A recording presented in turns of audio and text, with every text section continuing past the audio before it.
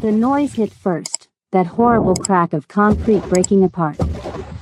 Kim Do-jang barely moved his head in time as chunks of the parking garage wall exploded where he'd been standing a split second earlier. Dust got in his eyes while blood from his cut eyebrow dripped down his face.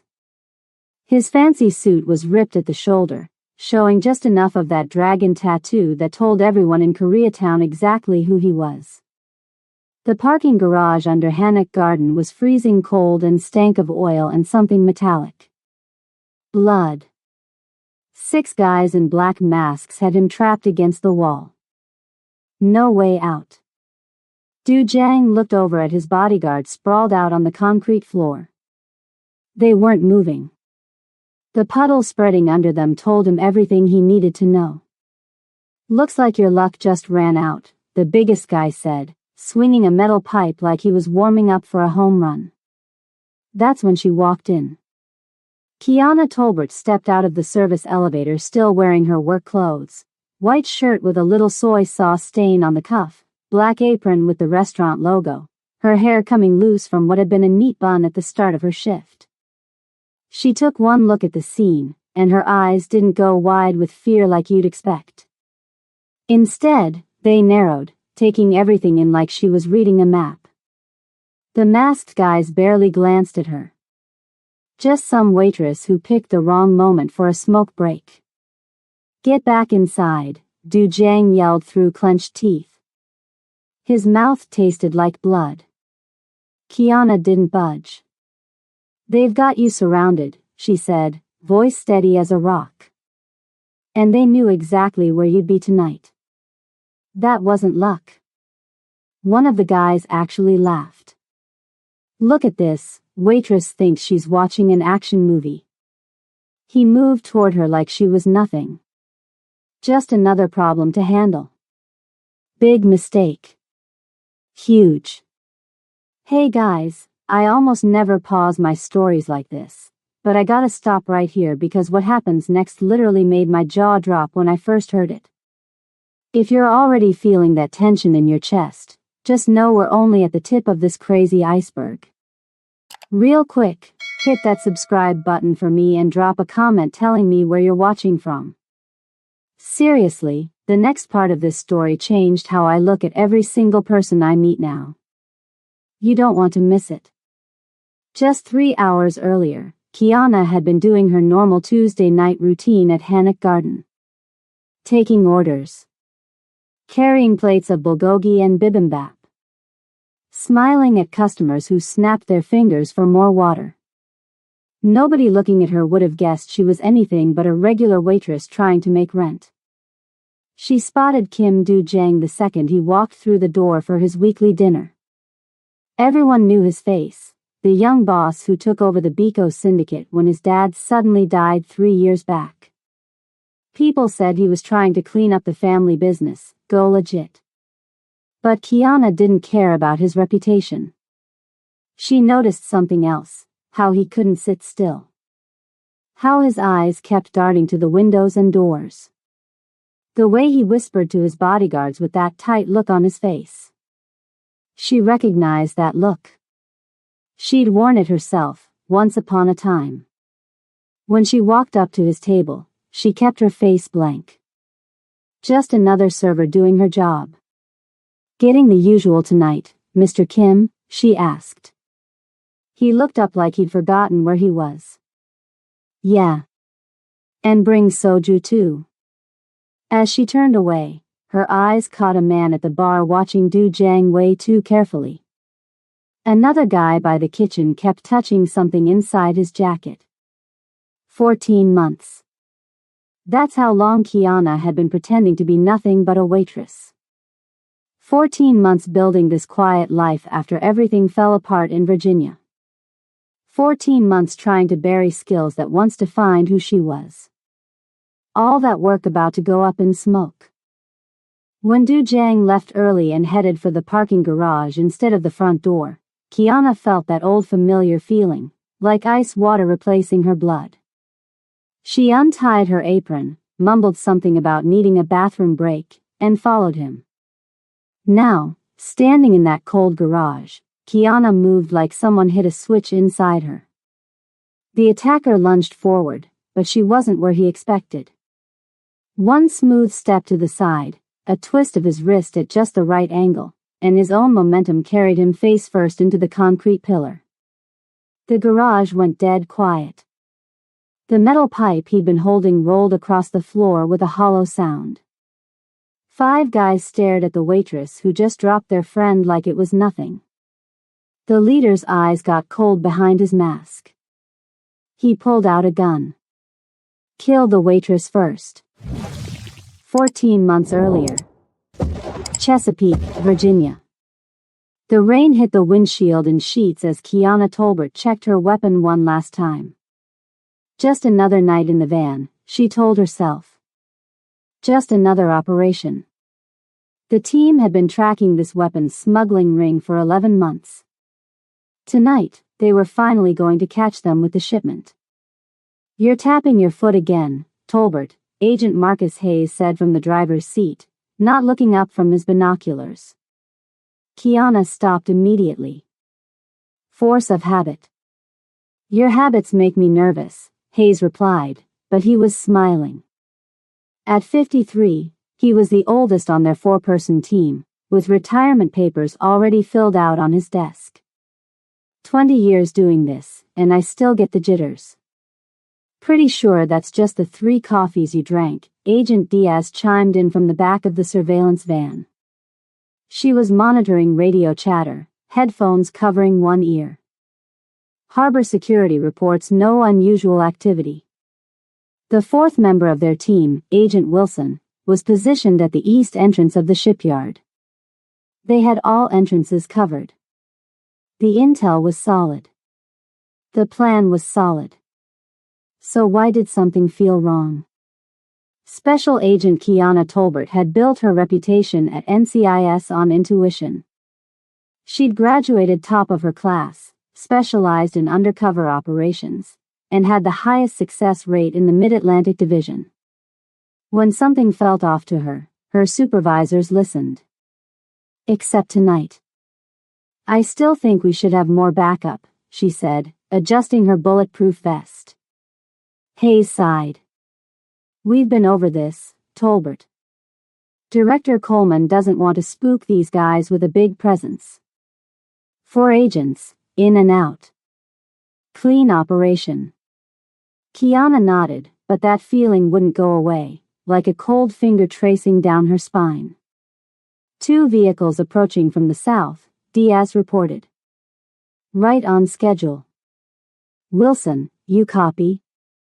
Hayes spoke into his radio. Static answered. Hayes frowned. Wilson, do you copy? More static.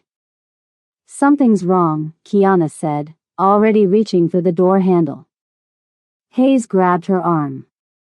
Wait. The explosion came first, a flash of orange light erupting from the east side of the shipyard. Then the sound hit them, a deafening boom that rocked the van. Wilson. Diaz screamed. Everything moved too fast after that. Hayes barking orders. Kiana and Diaz sprinting toward the blast. The smell of burning metal and something worse. We need to call for backup, Kiana shouted over her shoulder. Already on it, Hayes replied, radio in hand. They rounded a stack of shipping containers and froze. Wilson's position was a smoking crater. No sign of him. The 2 vehicles they'd been tracking were nowhere to be seen. It's a trap, Kiana realized aloud. The first bullet hit Hayes in the chest, throwing him backward. The second caught Diaz in the throat before she could even reach for her weapon.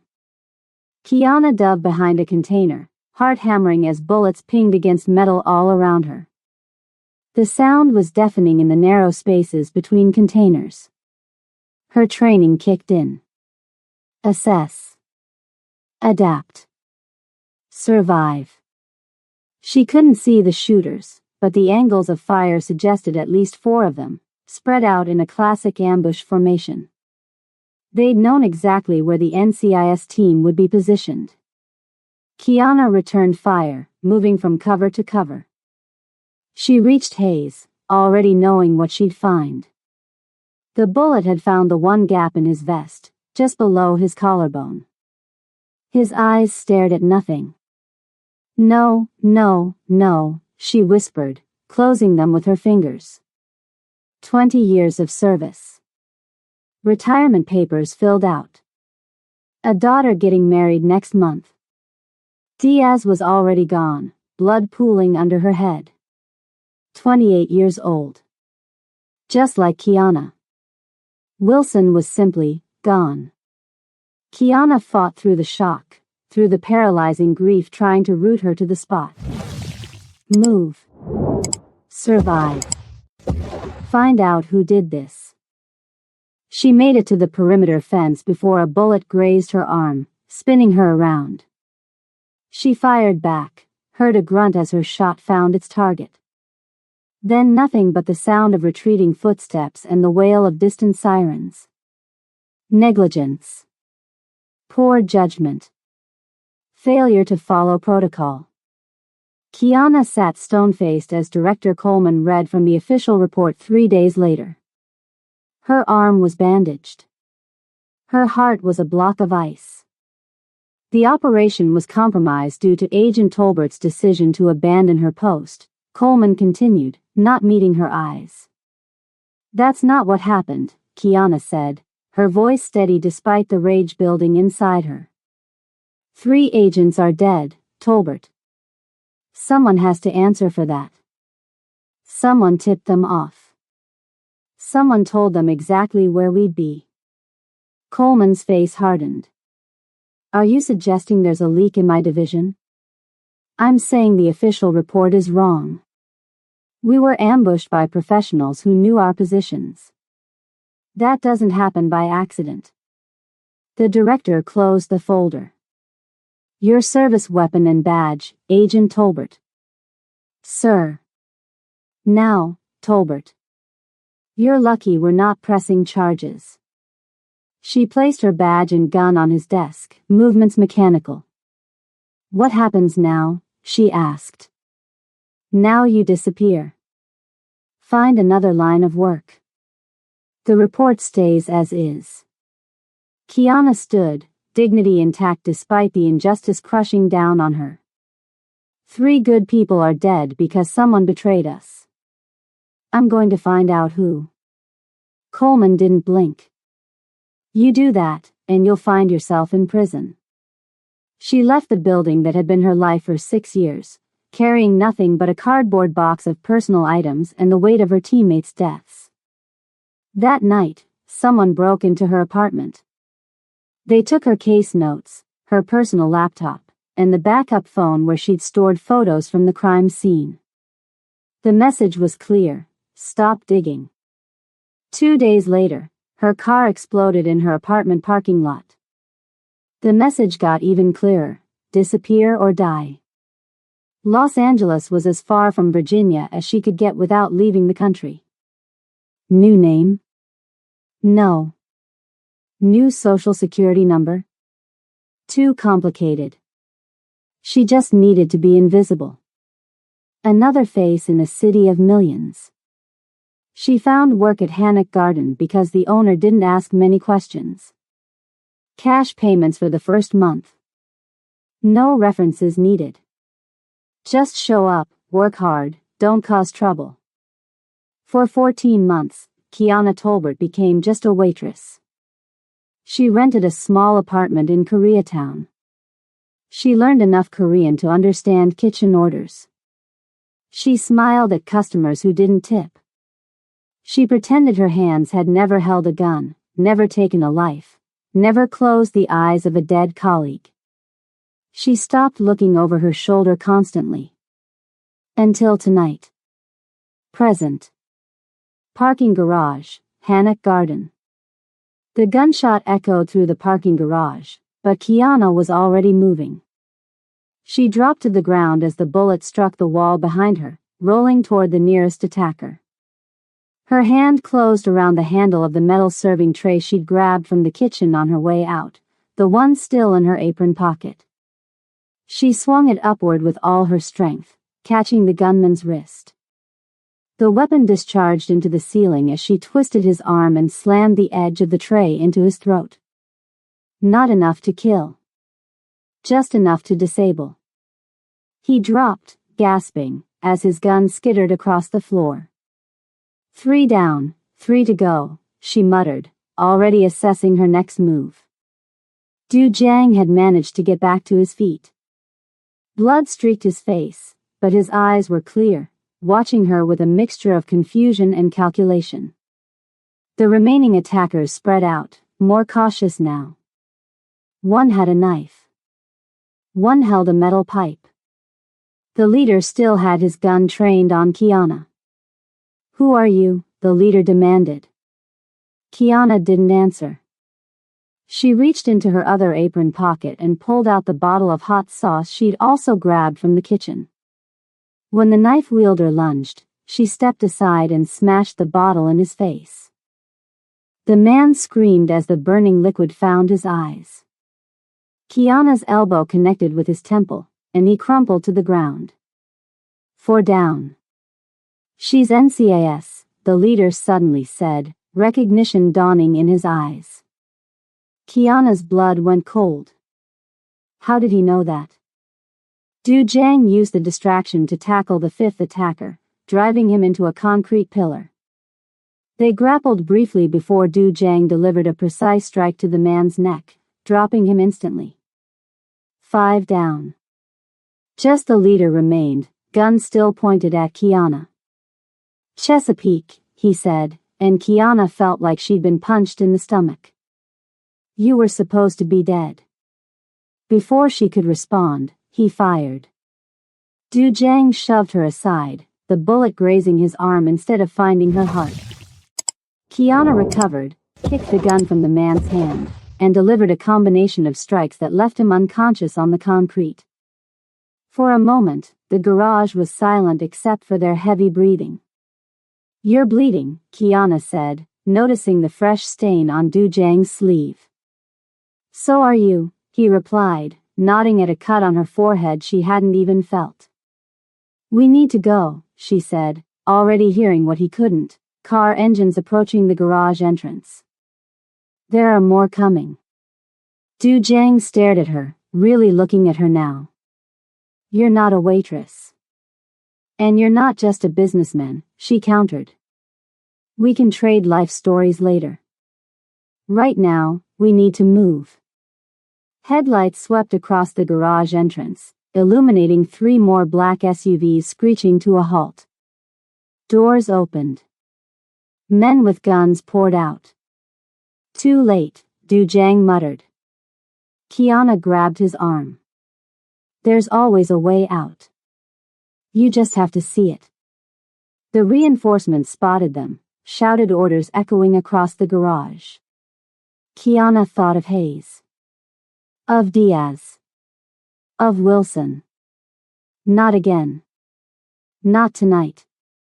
"Trust me," she said to Du Jiang, and for reasons he couldn't explain, he nodded. The hunt was on.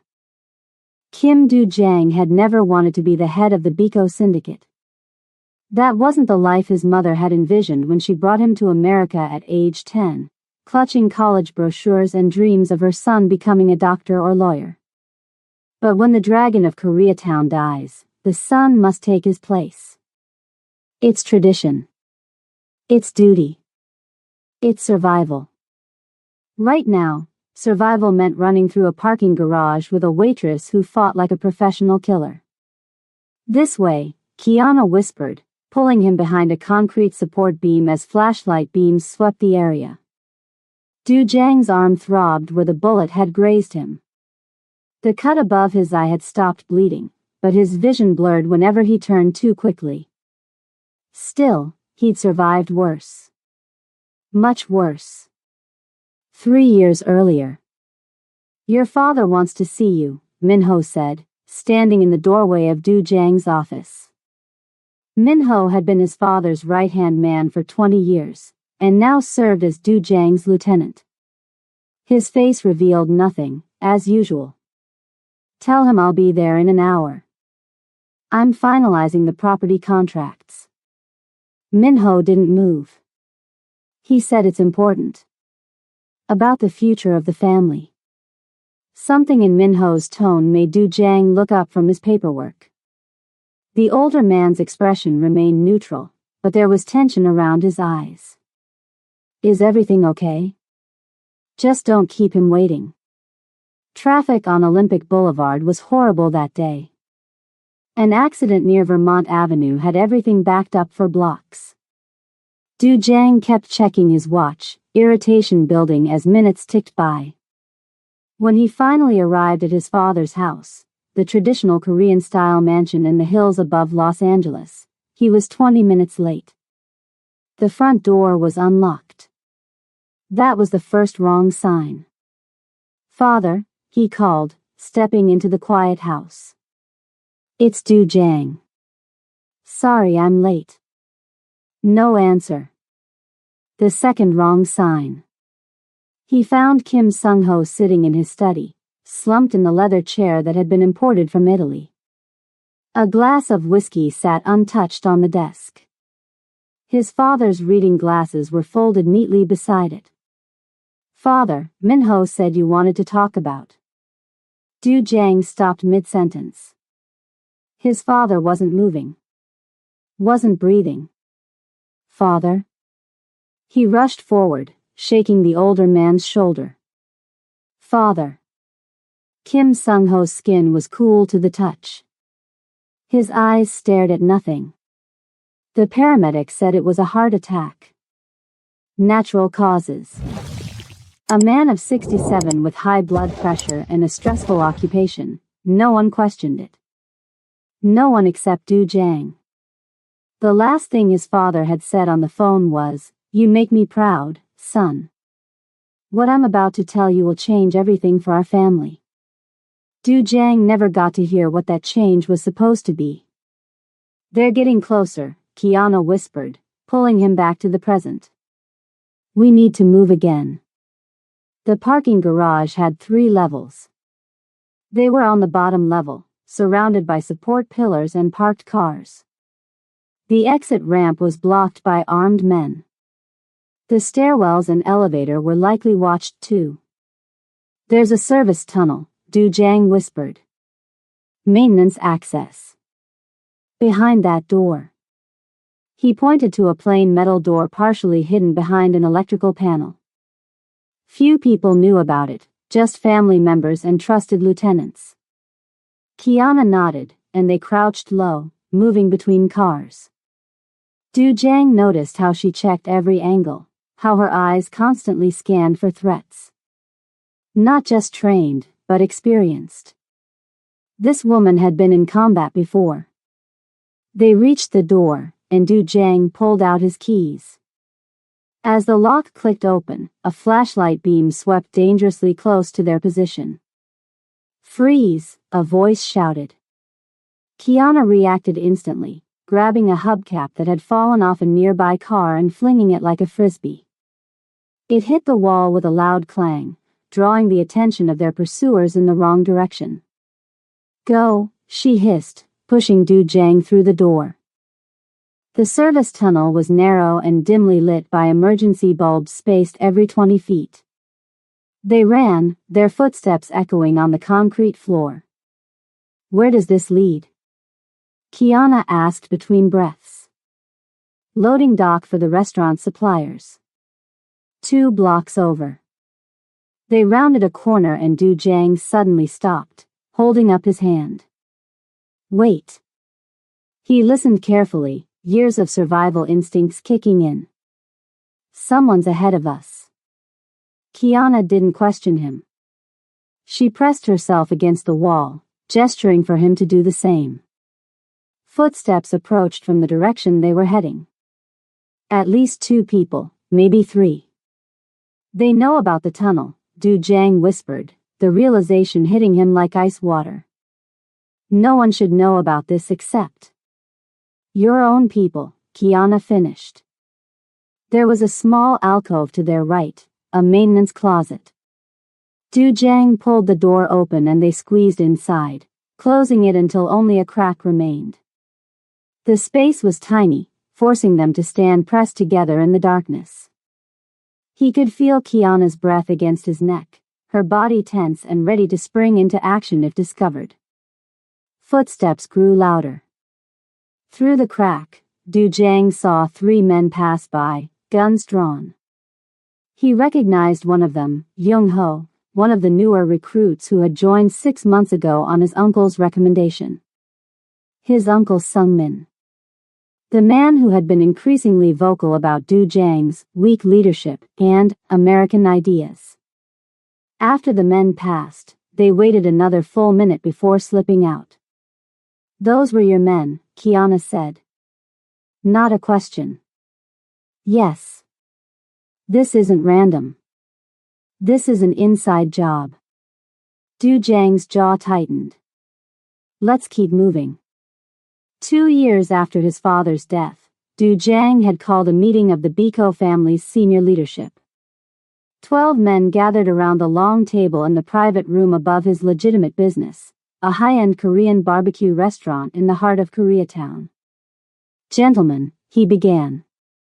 "My father built this organization from nothing. When he came to Los Angeles in 1979, he had nothing but determination and vision." Nods around the table. His father's story was legendary. That vision got us this far. But times are changing. Law enforcement techniques are evolving. Our old methods draw too much attention. His uncle Sung Min shifted in his seat, face already darkening. "I propose we accelerate our move into legitimate businesses. Real estate. Import-export. Entertainment. Technology. The profit margins are higher, the risks lower." "And the traditions of the Biko?" his uncle asked, voice like gravel. "The respect we've built? The territory we've defended with blood?" "Respect can be earned in new ways," Du Jiang countered. "Look at the Yakuza in Japan. They've adapted. They've survived. We are not Japanese," Sung Min spat. "Your father would be ashamed to hear you speak this way." The words stung, but Du Jiang didn't flinch. "My father called me the day he died. He said he was proud of me. That he had something to tell me that would change everything for our family. And convenient that he died before he could say what that was," Sung Min remarked. The room went silent. Even Sung Min seemed to realize he'd gone too far. "This conversation isn't finished," Du Jiang said after a moment. "But the direction is set. We evolve or we die." The meeting ended with tension thick enough to cut. That night, someone burned down one of Du Jiang's legitimate businesses, a small shopping complex he'd recently purchased. The message was clear: not everyone wanted change. "The loading dock is just ahead," Du Jiang whispered as they neared the end of the tunnel. "But we need to be careful. If they knew about the tunnel, they might be waiting at the exit," Kiana finished. They slowed their pace, moving more cautiously now. The tunnel opened into a larger room filled with industrial shelving and restaurant supplies. The loading dock doors were visible on the far side. "Stay here," Kiana said. "I'll check if it's clear." "No," Du Jiang grabbed her arm. "You've done enough. This is my fight." "Your fight got mixed up with mine the moment that guy recognized me," she replied. "Besides, I'm trained for this." "Are you?" Her directness startled him.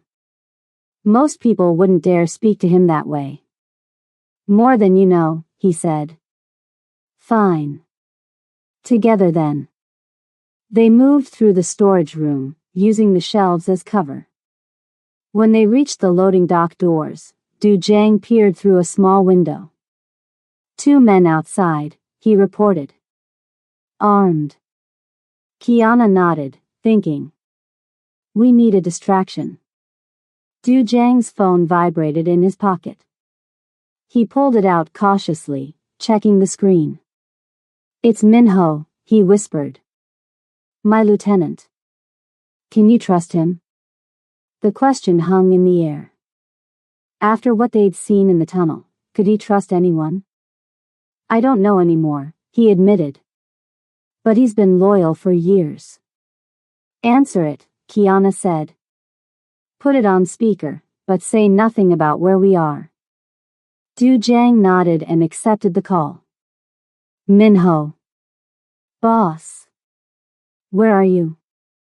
Are you hurt? Minho's voice came through, genuinely concerned. I'm alive. What's happening? There's an attack at the restaurant. 6 men came for you. Your bodyguards are down. The police are on their way. Who sent them? A pause. We don't know yet. Where are you? I'll send men. No, Du Jiang interrupted. I don't know who to trust right now.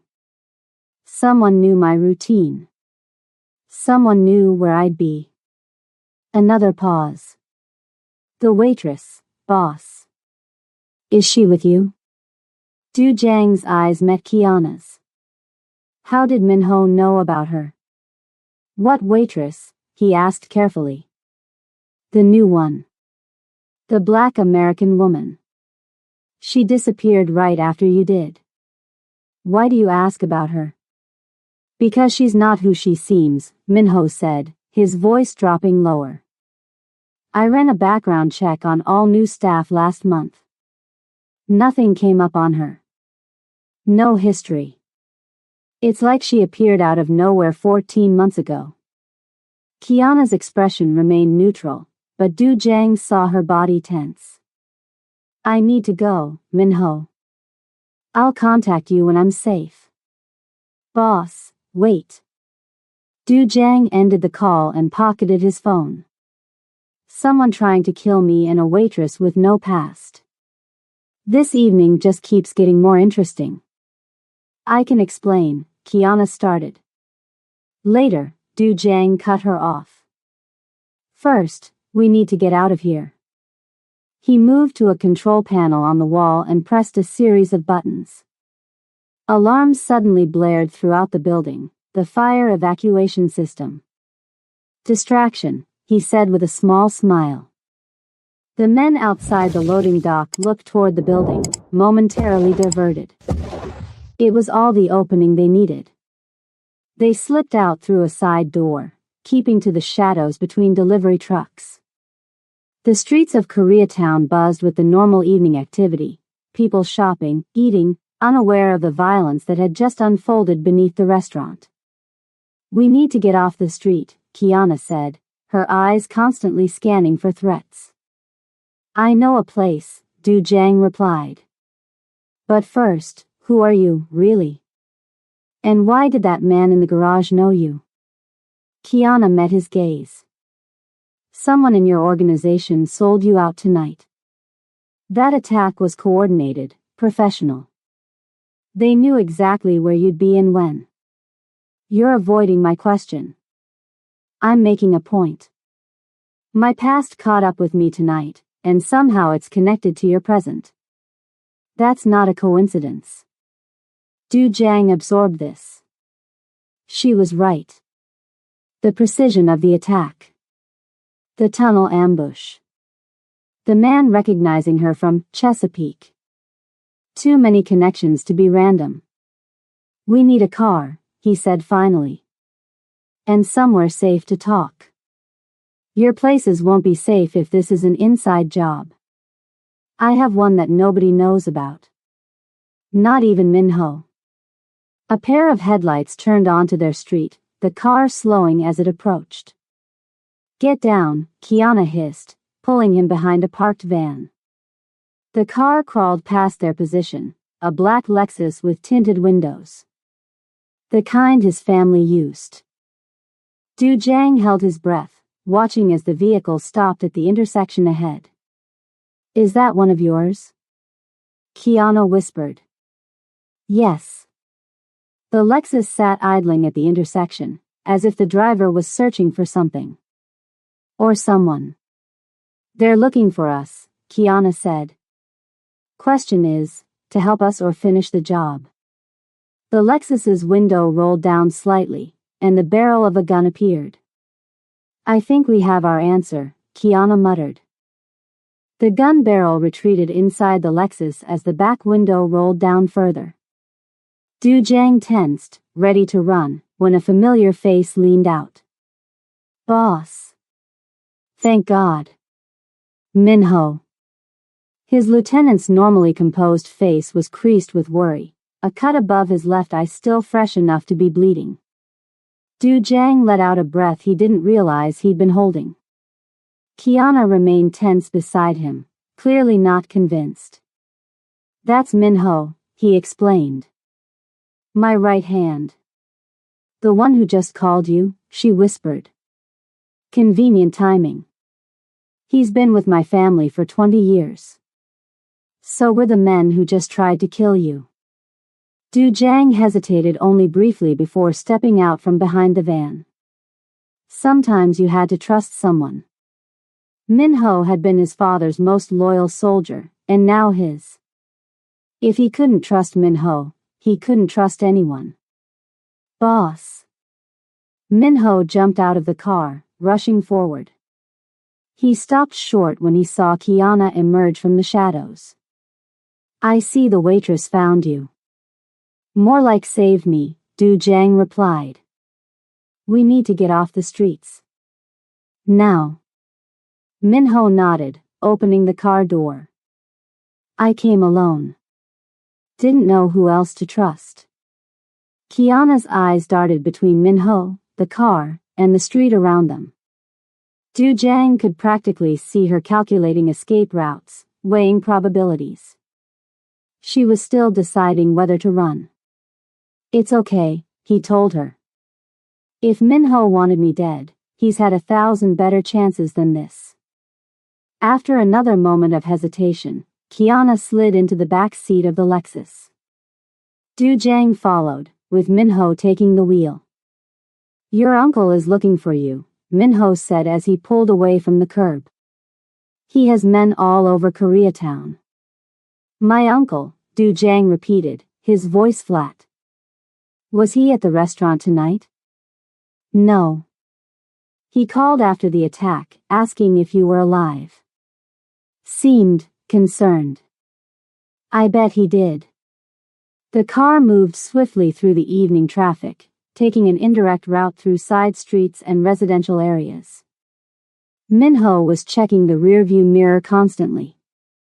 We're being followed, he announced after 10 minutes. Du Jiang turned to look out the back window. 2 motorcycles were keeping pace with them, hanging back just far enough to not be obvious. Take the tunnel on Wilshire, he instructed. Minho nodded, making a sudden turn that caught one of the motorcycles off guard. The rider had to swerve sharply to follow. They're not trying very hard to hide, Kiana observed. Maybe they don't need to, Minho replied. Maybe they just need to know where you go. The thought hung in the air as Minho accelerated into the tunnel. Halfway through, he suddenly hit the brakes and pulled a sharp U-turn. The motorcycles, caught by surprise, zoomed past before they could react. By the time they managed to turn around, Minho had already exited the tunnel and turned onto a side street. Clean, he announced 5 minutes later. Where to, boss? Du Jiang considered for a moment. The Overlook. Minho's eyebrows rose slightly, the only indication of surprise from the stoic man. Are you sure?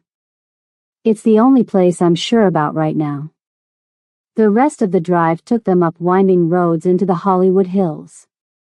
The city lights spread out below them like a galaxy of stars fallen to earth. Minho eventually turned onto a narrow private road that didn't appear on any map, leading to a modern house perched on the hillside, all glass and sharp angles. What is this place? Kiana asked as they pulled into the garage. Somewhere safe, Du Jiang replied. The garage door closed behind them, and Minho punched a code into a keypad. The lights came on automatically, revealing a sleek interior that looked like it belonged in an architectural magazine. My father built this house 25 years ago, Du Jiang explained as they entered. On paper, it belongs to a shell corporation that doesn't connect to our family. Only he and I knew about it. And me, Minho added. I helped build it. The house was pristine, minimalist in design but comfortable. Floor-to-ceiling windows offered a stunning view of Los Angeles, though currently the blinds were drawn for security. There's a first aid kit in the bathroom, Minho said. I'll check the perimeter. Once Minho left the room, Kiana visibly relaxed, but only slightly. She moved to a position where she could see both the main entrance and the hallway leading to the back of the house. Old habits, she said when she caught Du Jiang watching her. Not so old, it seems. He gestured to her arm where a cut was still slowly seeping blood. Let's take care of that first. In the bathroom, Du Jiang pulled out a well-stocked medical kit. He cleaned the cut on Kiana's arm while she sat on the edge of the bathtub, her eyes never staying in one place for long. You handle that like you've done it before, she observed as he applied antiseptic with practiced movements. In my line of work, you learn. Your line of work. She almost smiled. Running restaurants? Among other things. He finished with the bandage and stepped back. Your turn. Who exactly are you, Kiana Tolbert? The moment of truth had arrived. Kiana seemed to come to a decision, her shoulders squaring slightly. Until 14 months ago, I was Special Agent Kiana Tolbert with the Naval Criminal Investigative Service. Du Jiang nodded. That explains the fighting skills. Not standard waitress training. No. There was almost a smile there. I specialized in undercover operations, mostly dealing with weapons smuggling and trafficking networks. And now you're serving bibimbap in Koreatown? Career change. Seemed healthier. Du Jiang leaned against the bathroom counter, studying her. What happened 14 months ago in Chesapeake? Kiana's eyes darkened. My team was ambushed during an operation. 3 agents killed. I was the only survivor. Official report blamed me for breaking protocol. And the unofficial story? Someone sold us out.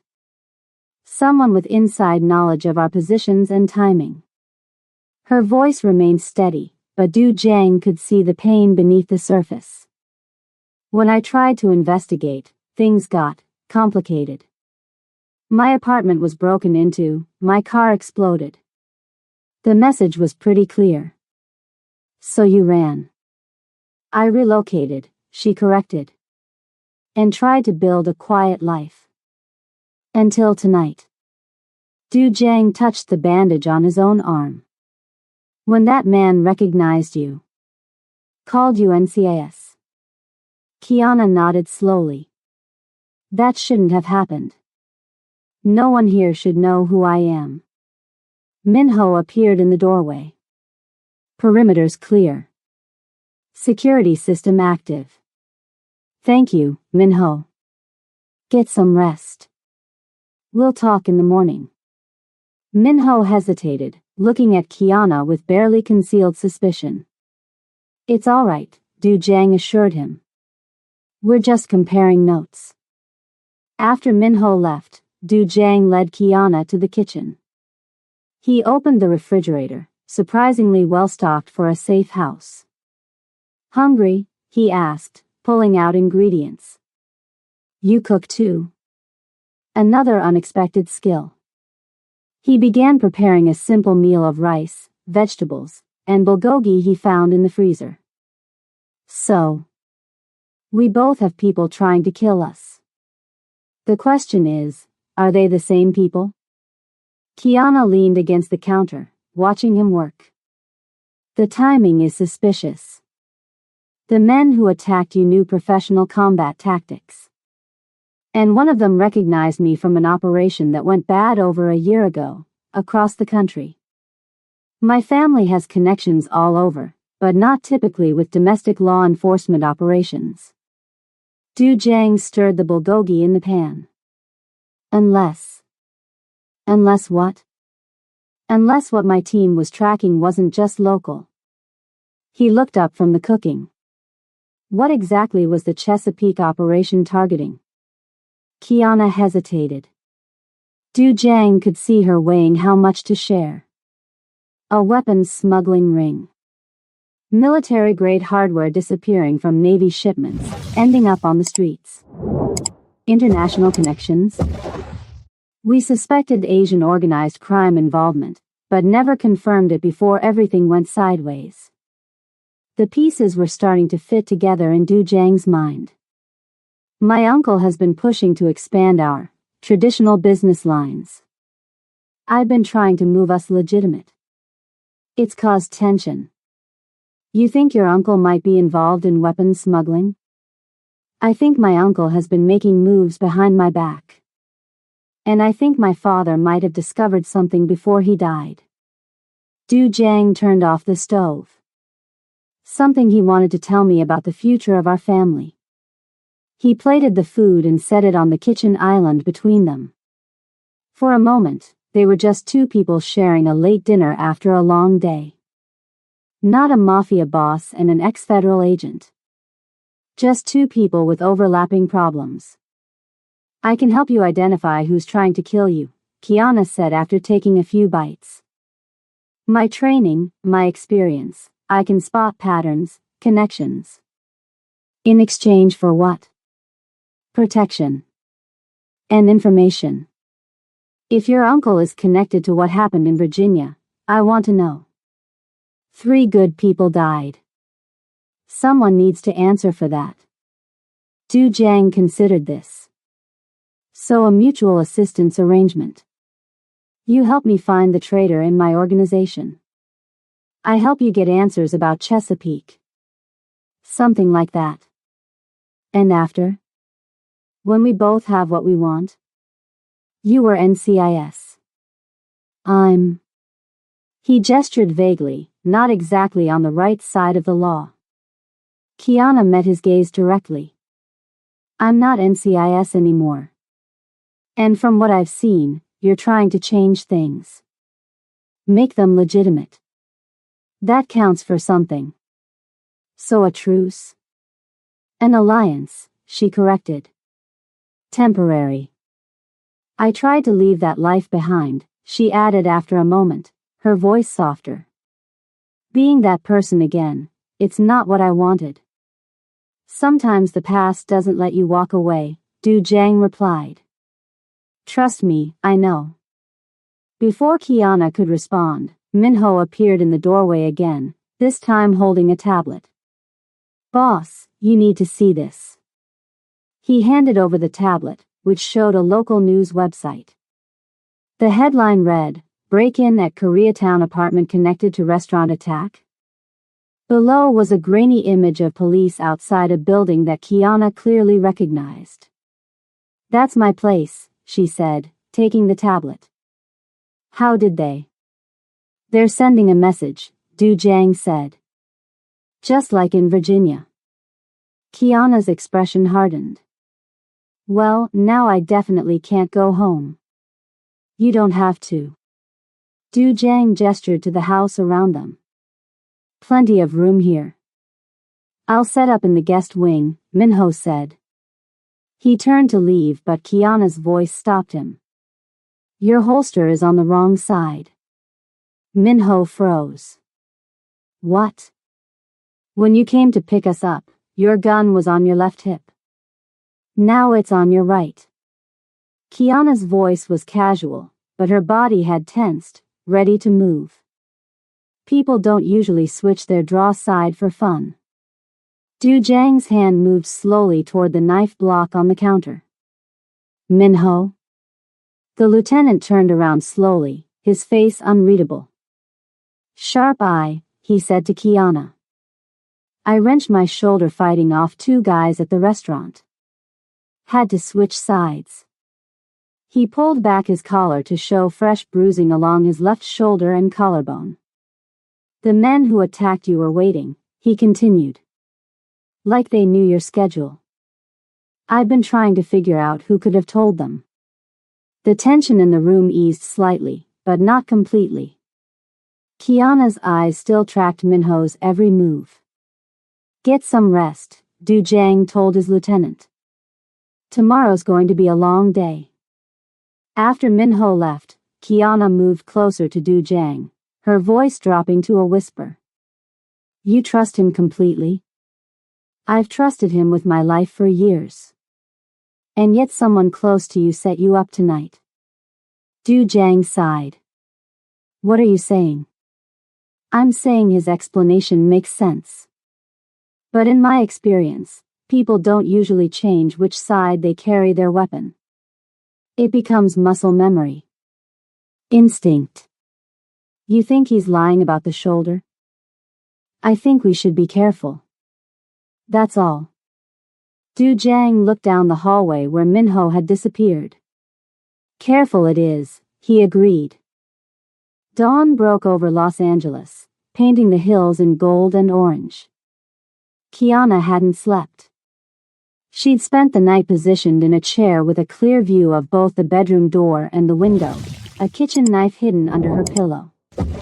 Old habits.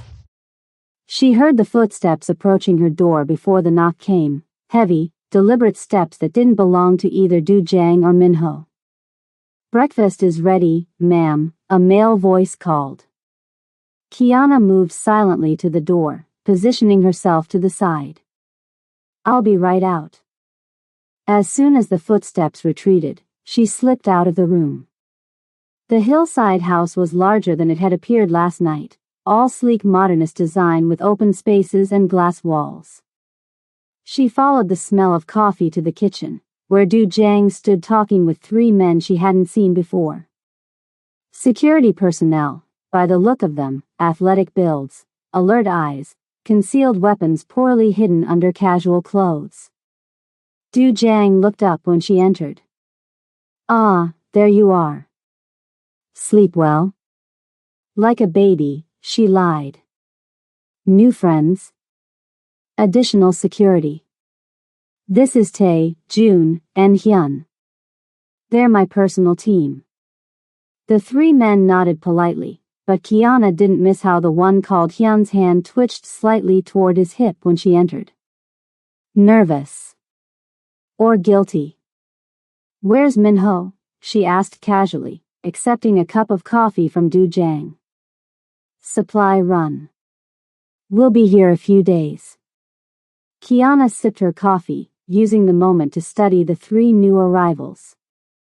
Tae and Jun looked like typical security, competent, professional, unremarkable. But Hyun kept shifting his weight, eyes darting around the room.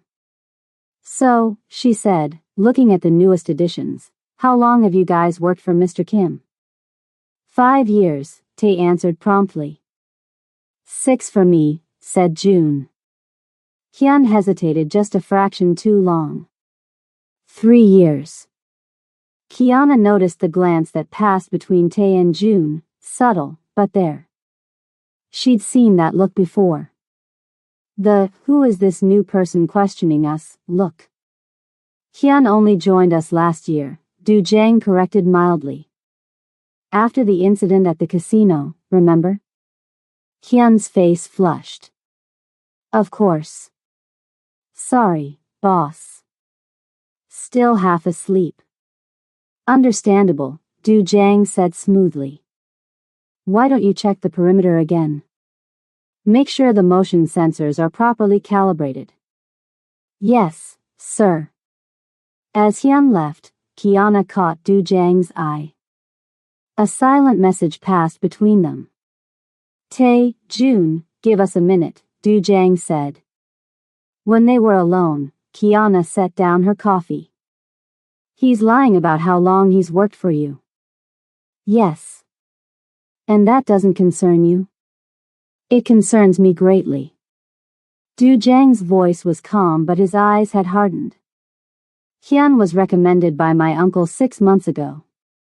His background checked out. Did Minho do the background check? No. My uncle's people did. Du Jiang's jaw tightened slightly. A mistake I won't repeat. Before they could discuss it further, a crash came from outside, followed by a shout. They both moved to the window in time to see Hyun sprinting toward the gate, phone in hand. He's calling someone, Kiana said. Du Jiang didn't hesitate. Tae. June. Stop him. The two security men appeared instantly, rushing after Hyun. But Kiana was already moving, bursting through the side door and cutting across the garden. Years of training kicked in as she calculated angles and speed. Hyun saw her coming and changed direction, reaching inside his jacket.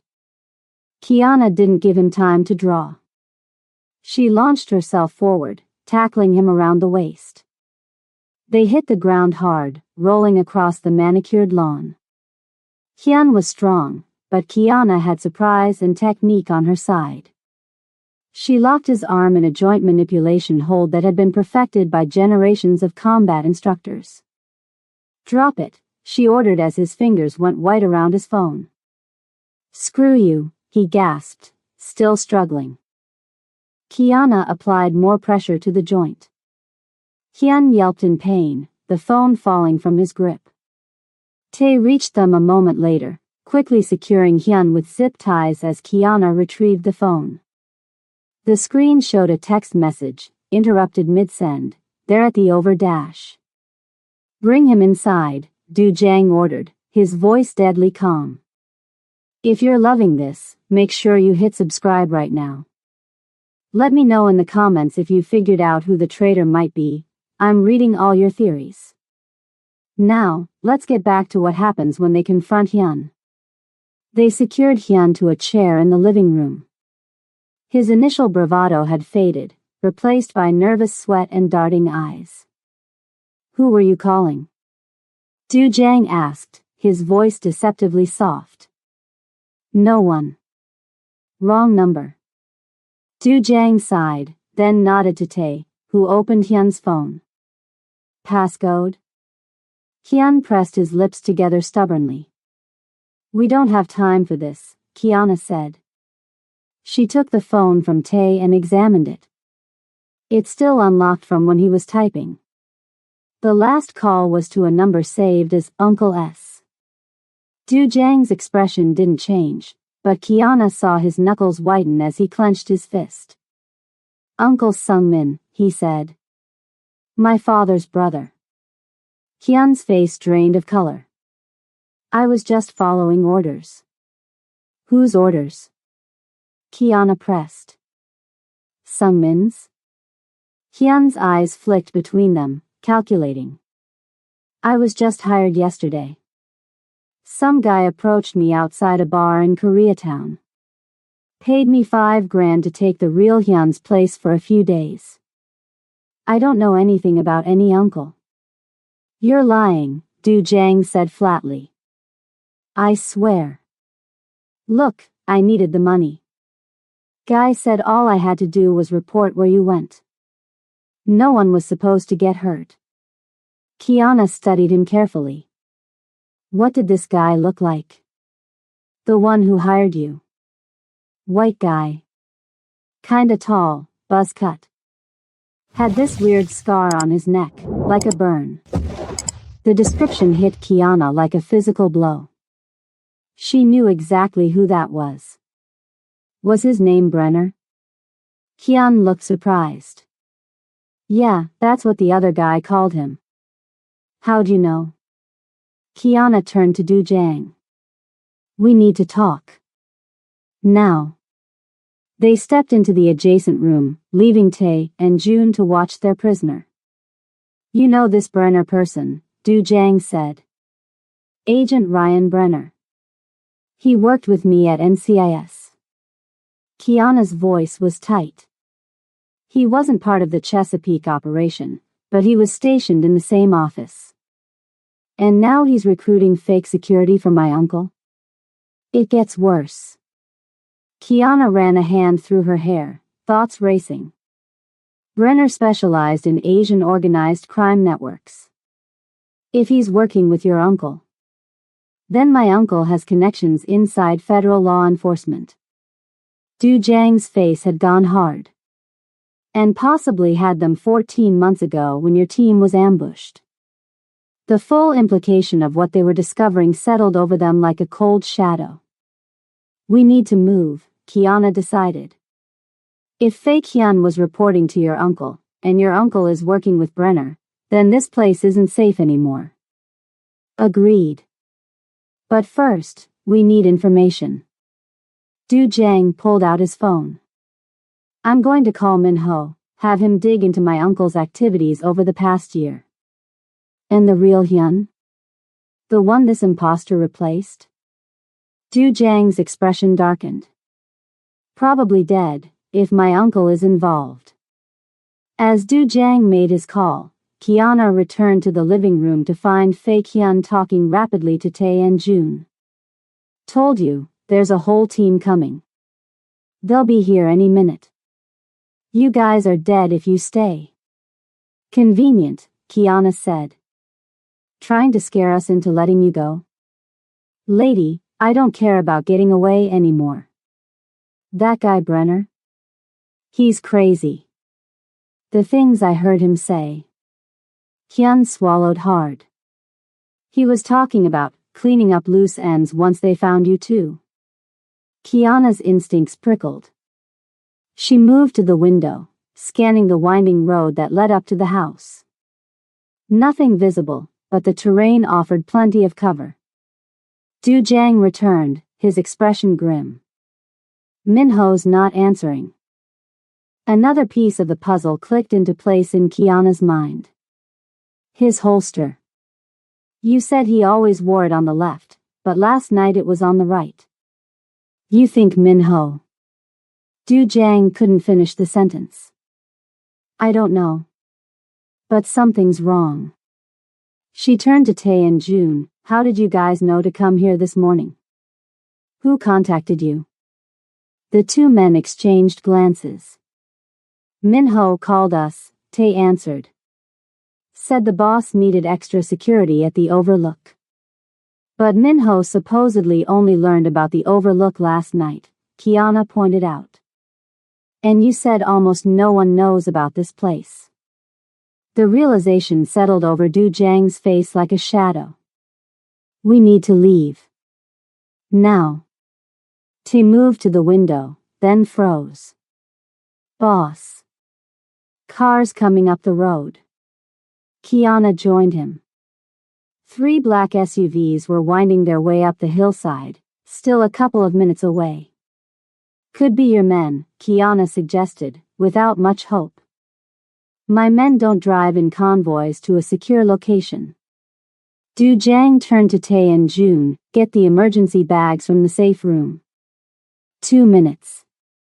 As his security team rushed to comply, Du Jiang led Kiana to his office at the back of the house. He unlocked a hidden panel on the wall, revealing a small arsenal of weapons. Take what you need, he said, selecting a handgun for himself. Kiana chose a compact 9mm similar to what she'd carried at NCIS. The weight of it in her hand brought back a flood of memories, some she'd rather forget. There's a tunnel, Du Jiang explained as they worked. My father believed in backup plans.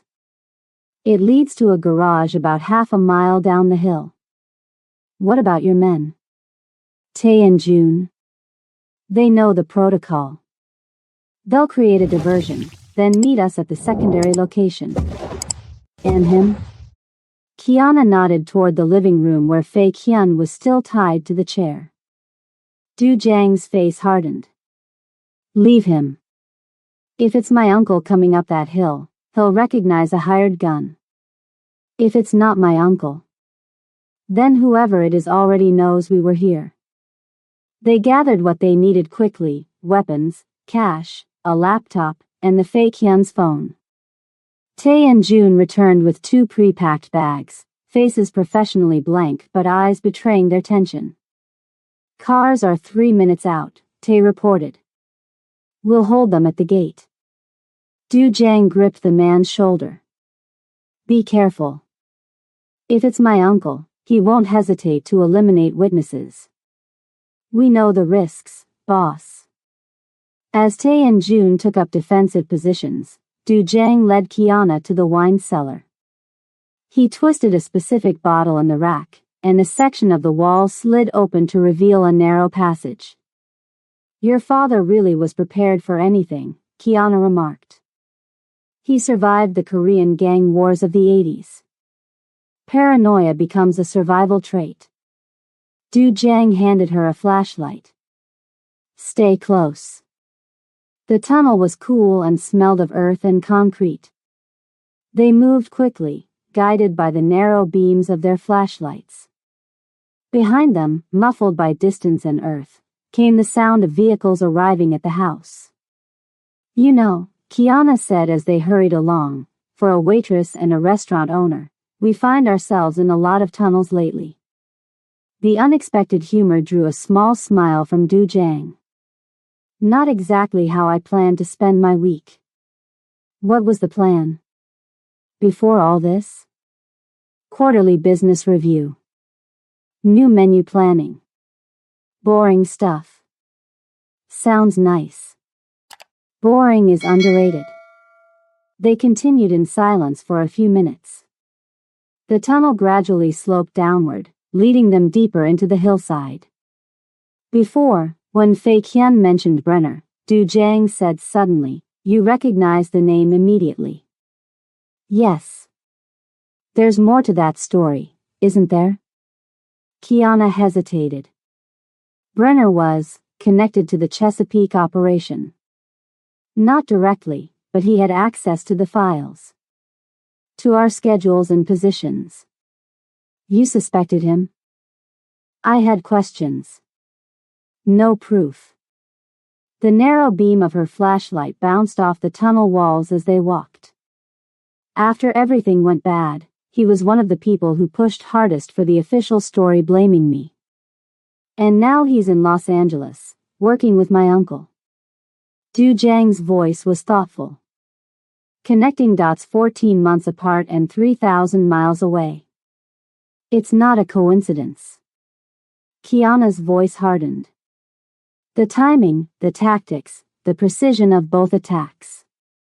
It's the same playbook. They reached the end of the tunnel, emerging into a small, well-hidden garage containing a single black sedan. Du Jiang quickly disabled the security system and opened the car. If Brenner is NCIS, and he's working with my uncle, he said as they got in, then we're facing a dangerous combination. Federal resources and criminal networks. It's worse than that, Kiana replied, the full picture finally becoming clear in her mind. Don't you see? The weapons smuggling operation in Virginia. Your uncle trying to expand traditional business lines against your wishes. Brenner showing up here in LA. She turned to face him as Du Jiang started the car. It's the same people, Du Jiang. The ones who killed my team in Virginia are the same ones trying to kill you now. Your uncle and Brenner, they've been working together all along. Du Jiang's hands tightened on the steering wheel as the implications sank in. Then my father. He began. Probably discovered the connection, Kiana finished softly. Just like he was about to tell you something important the day he died. Before Du Jiang could respond, his phone vibrated. A text from an unknown number. Overlook compromised. Min-ho taken. They know about the beach house. Tae. Du Jiang stared at the message in disbelief. How could they know about the beach house? Only my father, Min-ho, and I knew about that property. The answer was obvious and terrible. their circle of trust had just shrunk even further. "We can't go to any of your properties," Kiana said. "They'll be watching all of them." "Then where?" Kiana took a deep breath. "I know a place. But we need to move fast. If they found the overlook, they'll find the tunnel exit soon," Du Jiang finished, putting the car in drive. "Lead the way." As they pulled out onto the road, the sound of gunfire echoed from the hillside above. Tae and Jun's diversion was underway. Kiana thought of the 2 loyal men they'd left behind, of Minho who might already be dead, of her own teammates who had died in Virginia. The body count was rising, and they were still no closer to safety. Du Jiang drove with the precision of someone who'd escaped danger before, taking sudden turns down residential streets, doubling back, watching the rearview mirror constantly. "I don't think we're being followed," Kiana said after 20 minutes of evasive driving. "Better to be sure." Du Jiang checked the mirrors again. Those weren't just my uncle's men back there. Some of them moved like professionals. Military or law enforcement. Brenner's people. Kiana stared out the window, watching the neighborhoods change as they drove deeper into the city. He always had connections outside the agency. People who could do things off the books. A police car passed them going the opposite direction, and both of them tensed until it disappeared around a corner. "We can't keep driving randomly," Kiana said. "We need somewhere to regroup, figure out our next move." Du Jiang was quiet for a moment, then made a decision. "There is one place. It's risky, but it might be our best option." He turned the car east, heading toward the San Gabriel Valley. The neighborhoods transformed around them, from the tightly packed urban core to wider streets lined with modest homes and small businesses with signs in Korean, Chinese, and Vietnamese. "Where are we going?" Kiana asked as they passed through Monterey Park. "My mother's house." Kiana turned to him in surprise. "Your mother is alive?" "I thought. Most people do." Du Jiang's expression softened slightly. "It's safer that way. For her." They drove for another 20 minutes, eventually turning into a quiet residential neighborhood in Hacienda Heights. The houses were neat, middle-class suburban homes, nothing like what you'd expect for the family of a crime boss. Du Jiang pulled into the driveway of a modest ranch-style house with a well-maintained garden. An older model Honda sat in the carport. "My mother lives like any other Korean immigrant grandmother," he explained as they got out. "The neighbors think her son owns a few restaurants. She bakes them cookies at Christmas." Before they reached the front door, it opened to reveal a small woman in her 70s, her silver hair cut in a practical bob. She wore simple slacks and a blouse, but her posture was straight and dignified. "Du Jiang," she said, her voice a mix of surprise and concern. Her eyes moved to Kiana, then back to her son. "M.W. Ohani? What's happening?" "We need to come inside, Iyama," he replied in Korean. "It's not safe." She stepped back without hesitation, ushering them in. The interior of the house was clean and comfortable, with a mix of traditional Korean elements and American suburban practicality. Family photos lined the walls, Du Jiang as a child, as a teenager, in a college graduation gown. His mother locked the door behind them and pulled the curtains closed. Only then did she turn to Kiana. "You bring a stranger to my home," she said in accented but clear English. "She must be important." "This is Kiana Tolbert," Du Jiang introduced. "She saved my life last night." The older woman's eyes widened slightly. She bowed her head to Kiana. "Then I am in your debt, Miss Tolbert." "Please, just Kiana," she replied, returning the bow awkwardly. "I am Sunja," Du Jiang's mother said. Come, you both look exhausted. Hungry? Before they could answer, she was already moving toward the kitchen. Du Jiang smiled apologetically at Kiana. Korean mothers, he explained. Food is the first response to any crisis. While Sunja prepared a meal, Du Jiang gave Kiana a brief tour of the house, ending in what had clearly once been his childhood bedroom. It was preserved like a time capsule, academic trophies on the shelf, UCLA pennant on the wall, books on business and economics lining a small bookcase. You went to UCLA?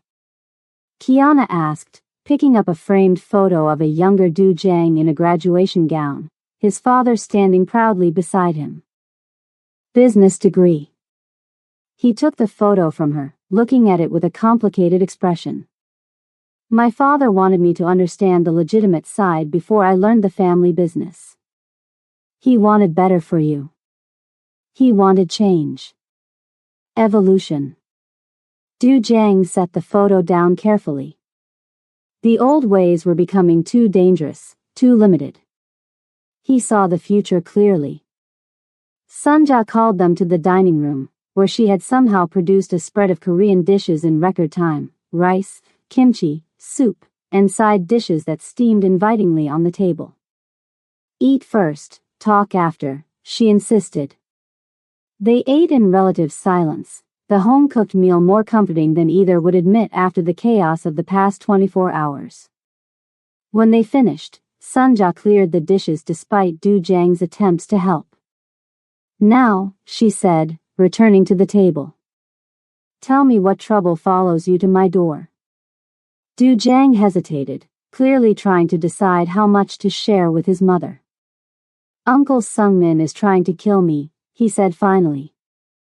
Sunja's face hardened, but she didn't look surprised. That man. Always hungry for what isn't his. You suspected? Du Jiang asked. Mothers know things. She looked between them. What else? Du Jiang glanced at Kiana, who nodded slightly. He took a deep breath. I think he killed father. And now he's working with Americans to smuggle weapons. Sunja closed her eyes briefly, absorbing the blow. When she opened them, her gaze was steel. Your father called me that day, she said quietly. Before he died. Du Jiang leaned forward. What did he say? He found something in Sung Min's office.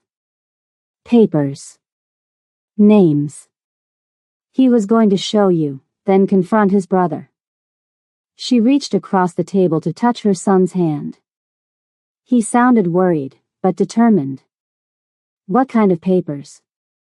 Kiana asked gently. Shipping manifests, he said. Military equipment that shouldn't be in civilian hands. Sunja's eyes moved to her son. He said Sungmin had betrayed everything they built.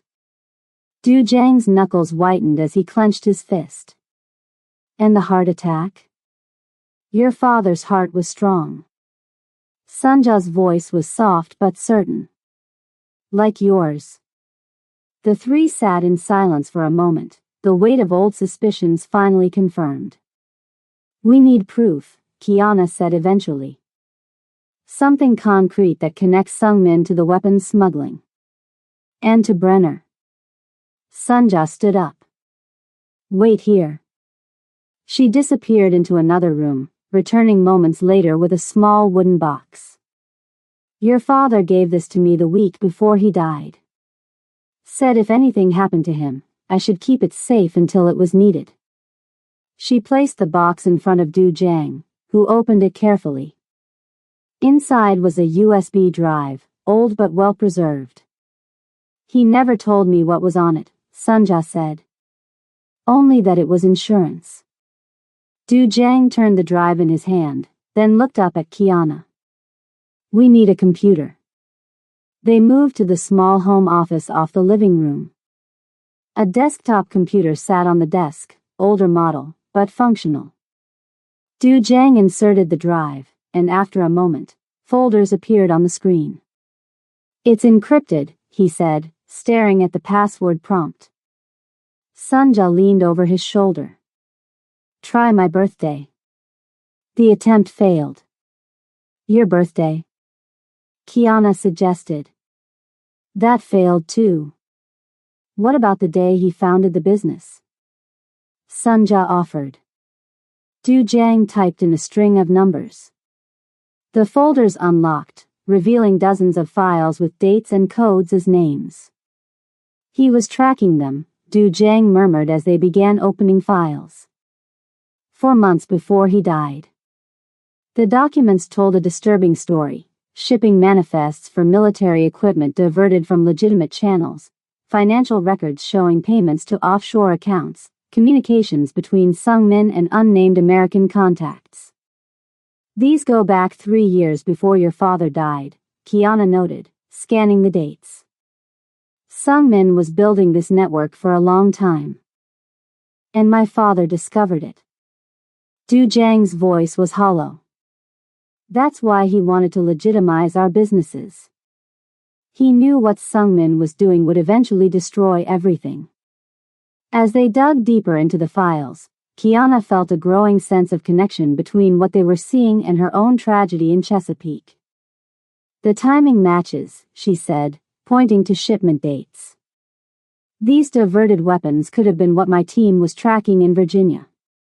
It's a global operation, Du Jiang realized as they opened more files. Not just my uncle. Look at these names: Japanese Yakuza, Chinese triads, Russian connections. They've built an international network, with someone inside NCIS helping cover their tracks. Kiana's voice tightened. Someone like Brenner. Sunja brought them tea as they worked through the files.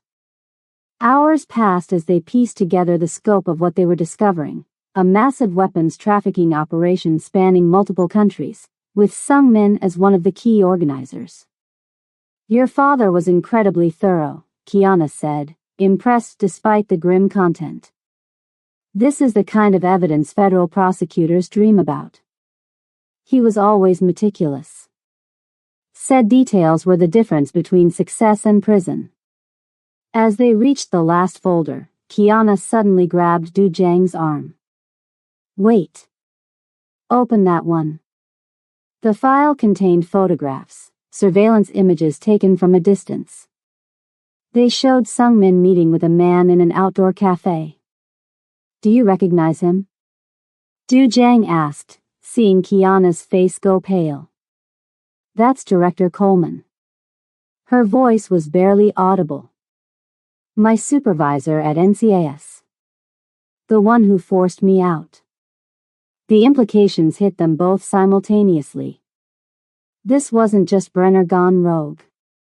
This was bigger, reaching into the upper levels of federal law enforcement. When was this taken? Kiana asked, her hands shaking slightly.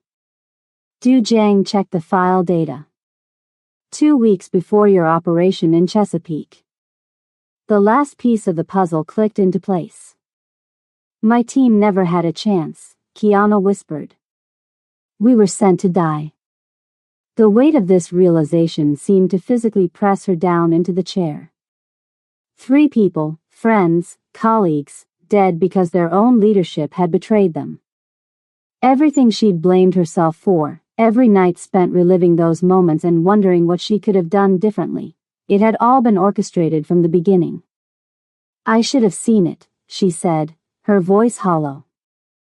There were signs. Coleman rushing the operation. Minimal backup. The perfect ambush. You couldn't have known. Du Jiang's voice was gentle. Not when the betrayal came from the top. Kiana stood abruptly, walking to the window. She pulled the curtain back just enough to look out at the quiet suburban street, so normal, so disconnected from the horror they were uncovering. Hayes had a daughter getting married, she said after a long moment. He'd filled out his retirement papers. Diaz had just bought her first house. Wilson was coaching his son's baseball team. Her voice cracked slightly. They all had lives. Plans. Futures. And Coleman just threw them away. Like they were nothing. Du Jiang came to stand beside her, close enough for support but not touching. My father died alone in his study. I was stuck in traffic, 20 minutes too late. He wanted to change things, make them better. Sungmin couldn't allow that.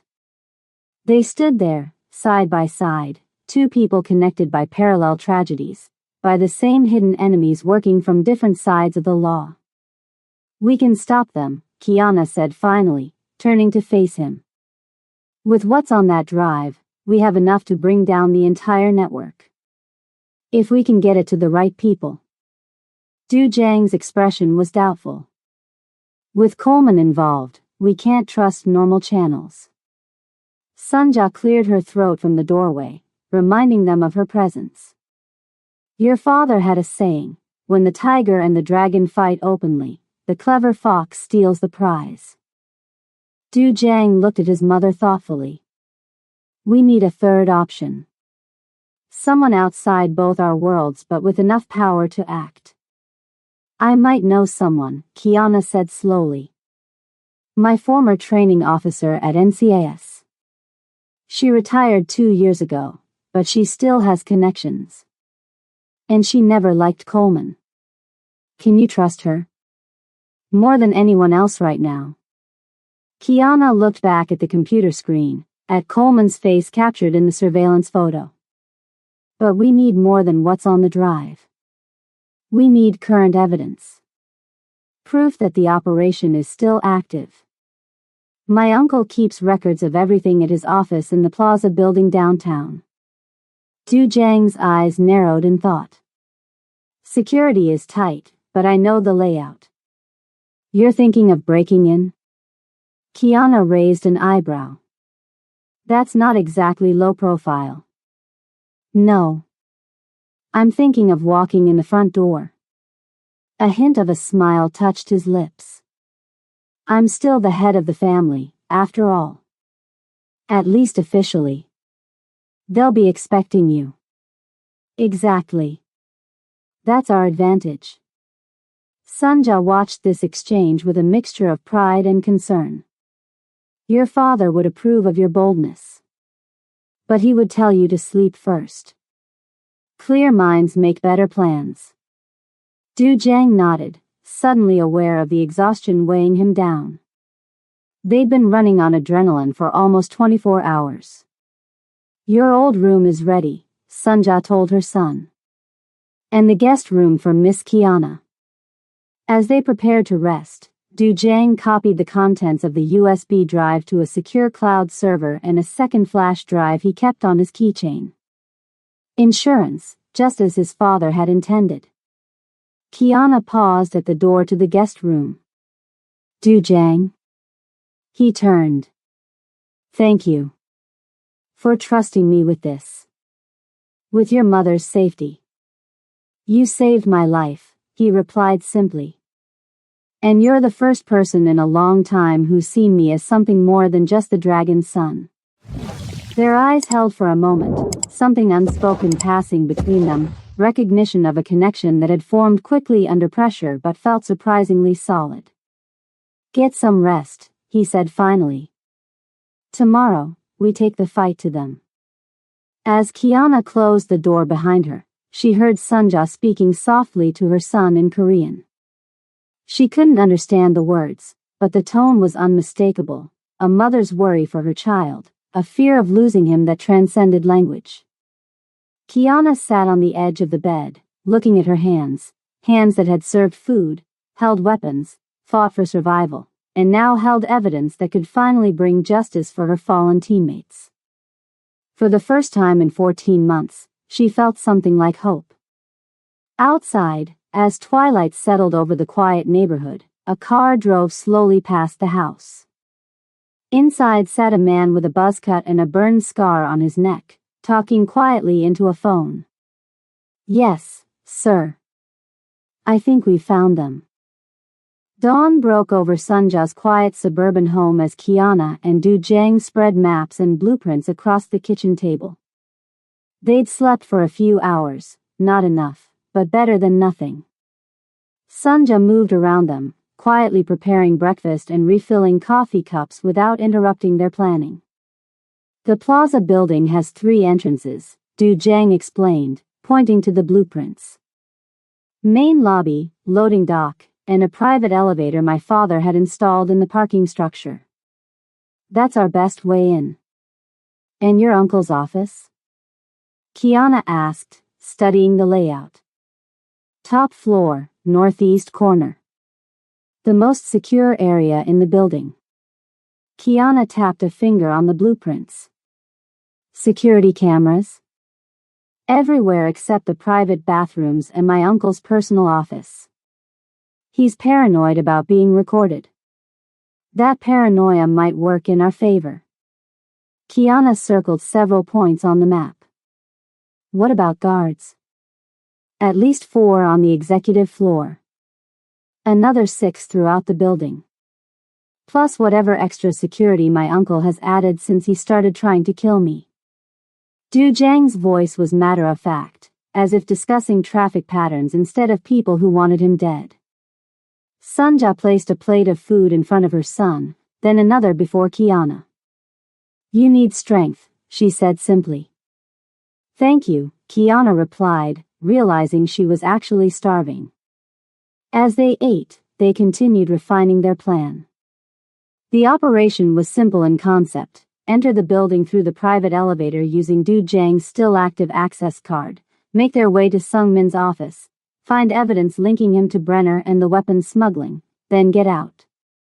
The complexity lay in the execution. If we're wrong about any of this, Kiana said, pushing her empty plate aside, we're both dead. Du Jiang nodded. But if we're right, we finally get justice. For your team. From my father. Sunja had been quietly listening as she cleaned the kitchen.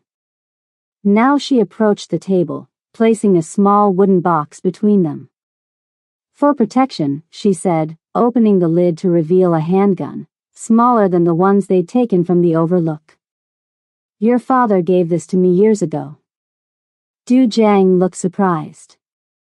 I never knew you had this. There are many things children don't know about their parents.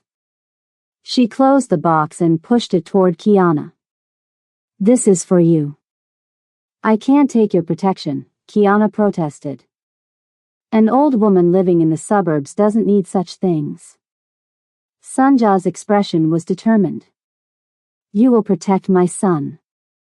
This will help you do that. The trust implicit in the gesture left Kiana momentarily speechless. She accepted the box with a bow of her head. I'll return it when this is over.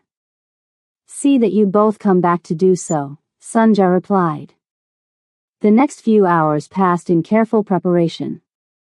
They couldn't risk contacting anyone who might be compromised, which meant they were on their own, no backup, no extraction plan except their own wits. Du Jiang found clothes in his old closet that still fit, a conservative dark suit that made him look like any other Korean business executive.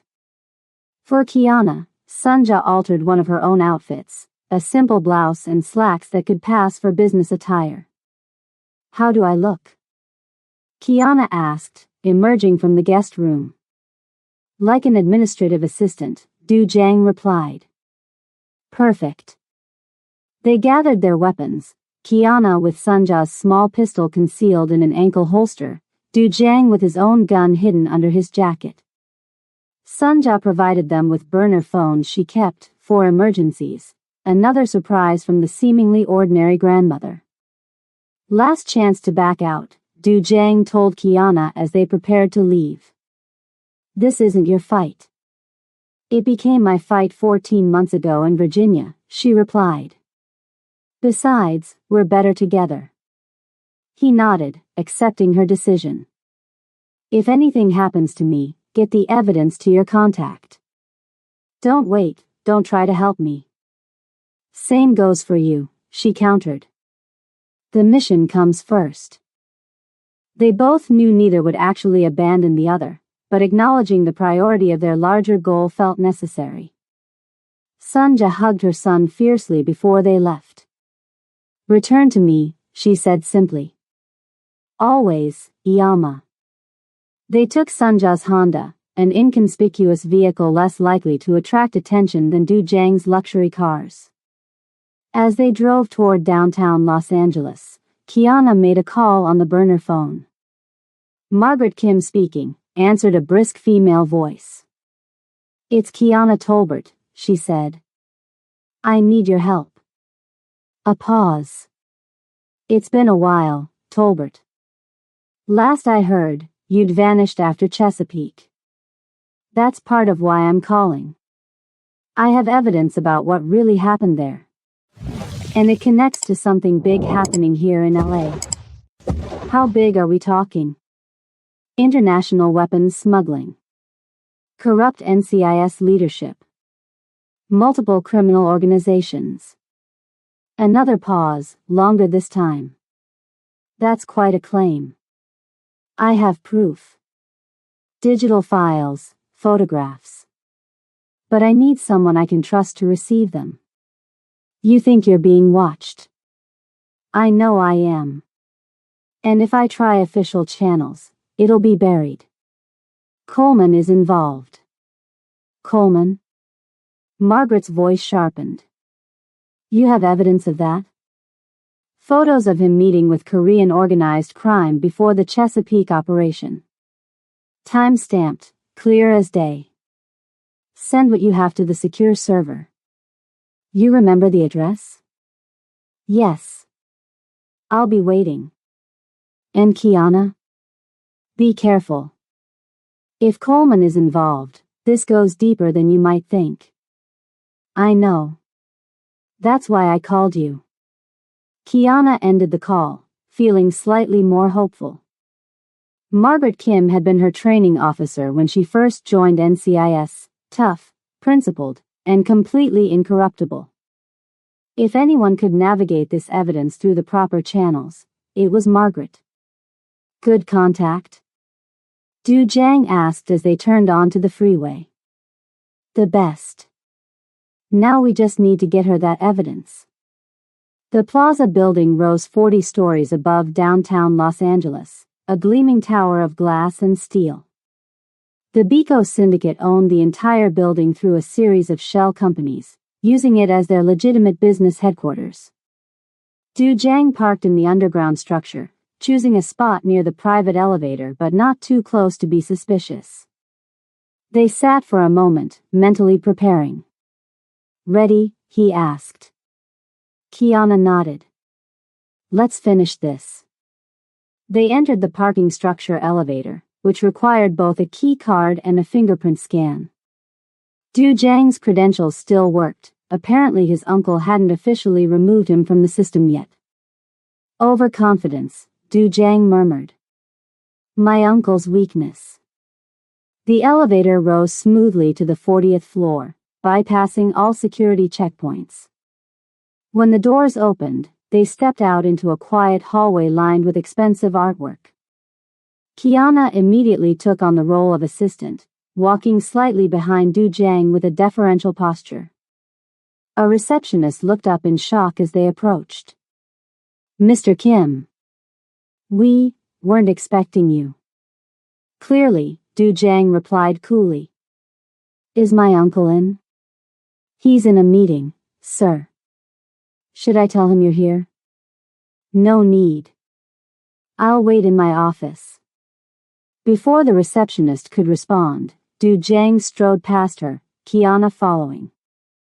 The woman reached for her phone, undoubtedly to alert someone of their arrival. "The clock's ticking," Kiana murmured as they moved down the hallway. "Minutes at most before your uncle knows we're here. Then we'll be efficient." Du Jiang led her not to his own office but toward a service corridor that connected to the executive wing where Sungmin's office was located. They passed several employees who stared in surprise. Clearly, everyone knew about the attempt on Du Jiang's life. They reached a maintenance door that required another key card swipe. Du Jiang's access worked again, and they slipped into the narrow corridor used by cleaning staff. This bypasses the main security for the executive offices, he explained as they hurried along. My father showed me all the back ways when I was a child. Said a true leader knows every inch of his territory. The service corridor led them to a small supply closet just 2 doors down from Sungmin's office. Through a small ventilation grate, they could see part of the hallway outside, 2 guards standing at attention near what must be Sungmin's door. Now what? Kiana whispered.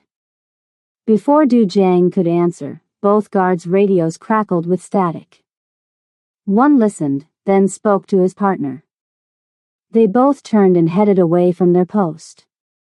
That's not normal procedure, Du Jiang said, frowning. It could be a trap. Or an opportunity. They waited another 30 seconds to ensure the guards were truly gone, then slipped out of the closet and moved quickly to Sungmin's office door. It was locked, but Du Jiang produced a key from his pocket.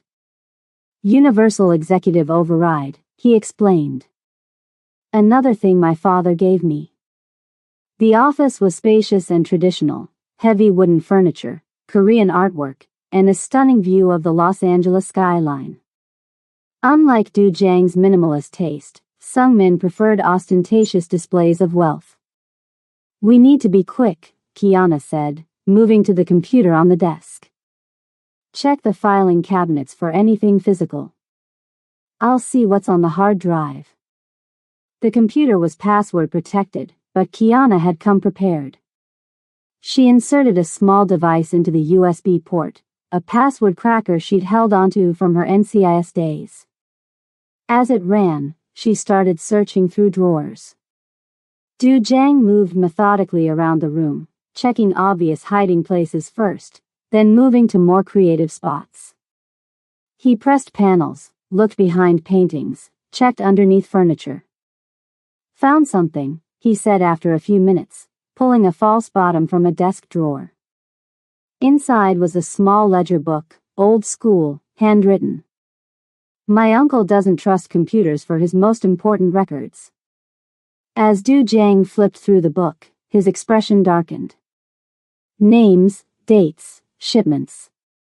It's all here, the weapons, the buyers, the sellers. The computer's unlocked, Kiana reported, scanning through files quickly. There's email correspondence here, including messages to Brenner and Coleman. They were coordinating shipment inspections, making sure certain containers weren't examined too closely. Copy everything, Du Jiang said, photographing pages from the ledger with his phone. Kiana inserted a flash drive and began copying files. The transfer bar crept slowly across the screen, 20%, 25%, 30%. A noise from the hallway made them both freeze. Voices approaching. Du Jiang quickly closed the ledger and returned it to its hiding place. Hurry, he whispered. The file transfer reached 45%, 50%, 55%. The voices grew louder. Kiana recognized one of them with a chill, Brenner. He was here, in the building.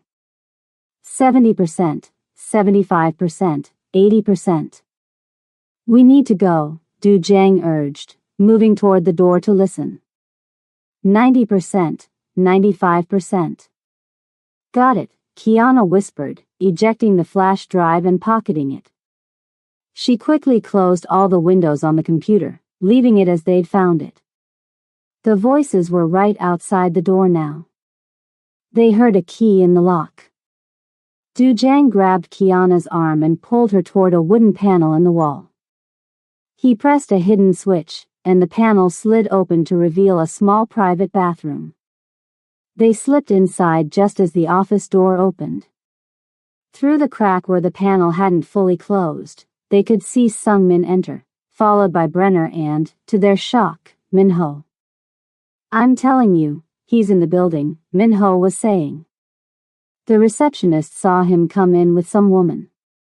Find him, Sungmin ordered. He can't be allowed to leave alive this time. What about the woman? Brenner asked. Kill her too. No witnesses. Minho nodded and left to carry out the orders. Sungmin turned to Brenner. This complicates things, the American said. If Du Jiang has evidence. He doesn't, Sungmin cut him off. He suspects, but he has no proof. Otherwise he would have gone to the authorities already. Unless he doesn't trust the authorities, Brenner pointed out. Given Coleman's involvement, he might be looking for alternative channels. Sungmin waved this away. It doesn't matter. By tonight, my nephew will be dead, and I will officially take control of the Biko syndicate. The weapon shipments will continue as planned. In their hiding place, Kiana and Du Jiang exchanged glances. Minho's betrayal was a shock, especially to Du Jiang, whose face had gone hard as stone. Brenner checked his watch. I need to meet our buyer at noon. Are you sure you can handle this? I've been handling my family's problems for decades, Sungmin replied coldly. Long before you Americans became involved. After a few more minutes of conversation, both men left the office. Kiana and Du Jiang waited a full minute before emerging from their hiding place. Minho, Du Jiang said, his voice hollow. 20 years with my family. I trusted him with everything. I'm sorry, Kiana said softly. I know what betrayal feels like. He nodded, pulling himself together visibly. We need to get out of here. We can't go back the way we came. They'll be watching. Du Jiang considered for a moment. There's a service elevator on the other side of this floor. It leads to the loading dock. They moved cautiously to the door, listening for activity outside. The hallway seemed clear, so they slipped out and headed away from the main reception area, moving quickly but trying not to look suspicious. They were halfway to the service area when Minho stepped around a corner, blocking their path. His face showed no surprise. He'd been waiting for them. Boss, he said, the familiar term now twisted with irony. Going somewhere? How long, Minho? Du Jiang asked quietly. How long have you been working for my uncle? Since before your father died. Minho's hand rested on his concealed weapon. Sungmin's vision for the family has always been clearer. Stronger. You mean more profitable, Kiana said. No matter who gets killed in the process. Minho's eyes flicked to her. You should have stayed a waitress, Miss Tolbert. You might have lived longer. We have the evidence, Minho, Du Jiang said. All of it. The weapons smuggling, Coleman, Brenner, my father's murder. It's already been sent to federal authorities. A flicker of uncertainty crossed Minho's face. You're bluffing. Am I? My father taught me to always have insurance. Just like the USB drive he left with my mother. Minho's expression hardened. Step away from her, Du Jiang. Your uncle wants to speak with you personally. The woman dies here. That's not happening. Minho drew his weapon, but Kiana was already moving. She dropped low and swept her leg in a circular motion, knocking Minho off balance. Du Jiang lunged forward, grabbing Minho's gun hand and forcing it upward. The weapon discharged, the bullet hitting the ceiling. The sound would bring security running. Kiana sprang up, driving her elbow into Minho's ribs. He grunted but managed to throw Du Jiang off, bringing his gun back down. Everything happened in seconds after that. Minho aimed at Kiana. Du Jiang threw himself forward. The gun went off. Du Jiang staggered, clutching his side where blood was already spreading across his shirt. But his momentum carried him into Minho, slamming the older man against the wall. Kiana didn't hesitate. She pulled Sunja's gun from her ankle holster and struck Minho hard across the temple. He crumpled to the floor, unconscious. Du Jiang. She caught him as he slumped against her. How bad is it? Not good, he grimaced, pressing his hand to the wound. Blood seeped between his fingers. But I can move. We need to go. Now. Alarms began blaring throughout the building. Security would lock down all exits within minutes. Kiana put Du Jiang's arm around her shoulders, supporting his weight as they hurried toward the service elevator. His breathing was becoming labored, his steps unsteady. Stay with me, she urged as they reached the elevator. Just a little farther. The elevator seemed to take forever to arrive. When it finally did, they stumbled inside, Kiana jabbing the button for the loading dock. Du Jiang leaned heavily against the wall, leaving a smear of blood. If I don't make it, he began. Don't, she cut him off. You're going to make it. We both are. The elevator descended painfully slowly. By the time they reached the loading dock, Du Jiang was barely conscious, his skin pale and clammy. Kiana peered out carefully. The dock was busy with workers unloading trucks, oblivious to the security situation above. She supported Du Jiang as they made their way through the commotion, trying to look like they belonged. They reached the parking area where deliverymen's vehicles were parked. Kiana quickly found an unlocked van with keys in the ignition, terrible security practice, but their salvation now. She helped Du Jiang into the passenger seat. His eyes were unfocused, his breathing shallow. Stay awake, she ordered, starting the engine. Du Jiang, look at me. Stay awake. The evidence, he murmured. Make sure it gets to your contact. We're both delivering it, she replied firmly, driving the van out of the loading area just as security guards began to pour into the parking structure. They made it onto the street, merging with downtown traffic. No immediate pursuit, but it wouldn't take long for Sung Min's men to organize a search. Kiana glanced at Du Jiang. His eyes had closed, his head lolling against the window. The blood had soaked through his jacket, dripping onto the seat. Du Jiang. Her voice rose with urgency. Du Jiang. His eyes fluttered open briefly. Kiana, he whispered. I'm sorry. Then his eyes closed again, his body going limp beside her. Kiana pressed harder on the accelerator, weaving through traffic, one hand reaching over to apply pressure to his wound. Don't you dare die on me, she said fiercely. We're just getting started. Kiana drove the stolen delivery van with one hand, the other pressed firmly against the wound in Du Jiang's side. Blood seeped between her fingers no matter how much pressure she applied. The Los Angeles streets blurred around her as she weaved through traffic, constantly checking the rearview mirror for pursuit. Stay with me, she kept saying, more prayer than command. Just stay with me. Du Jiang's breathing had become shallow and irregular. His skin was ashen, eyes closed, head lolling with each turn of the van. The bullet had caught him just below the ribs on his right side.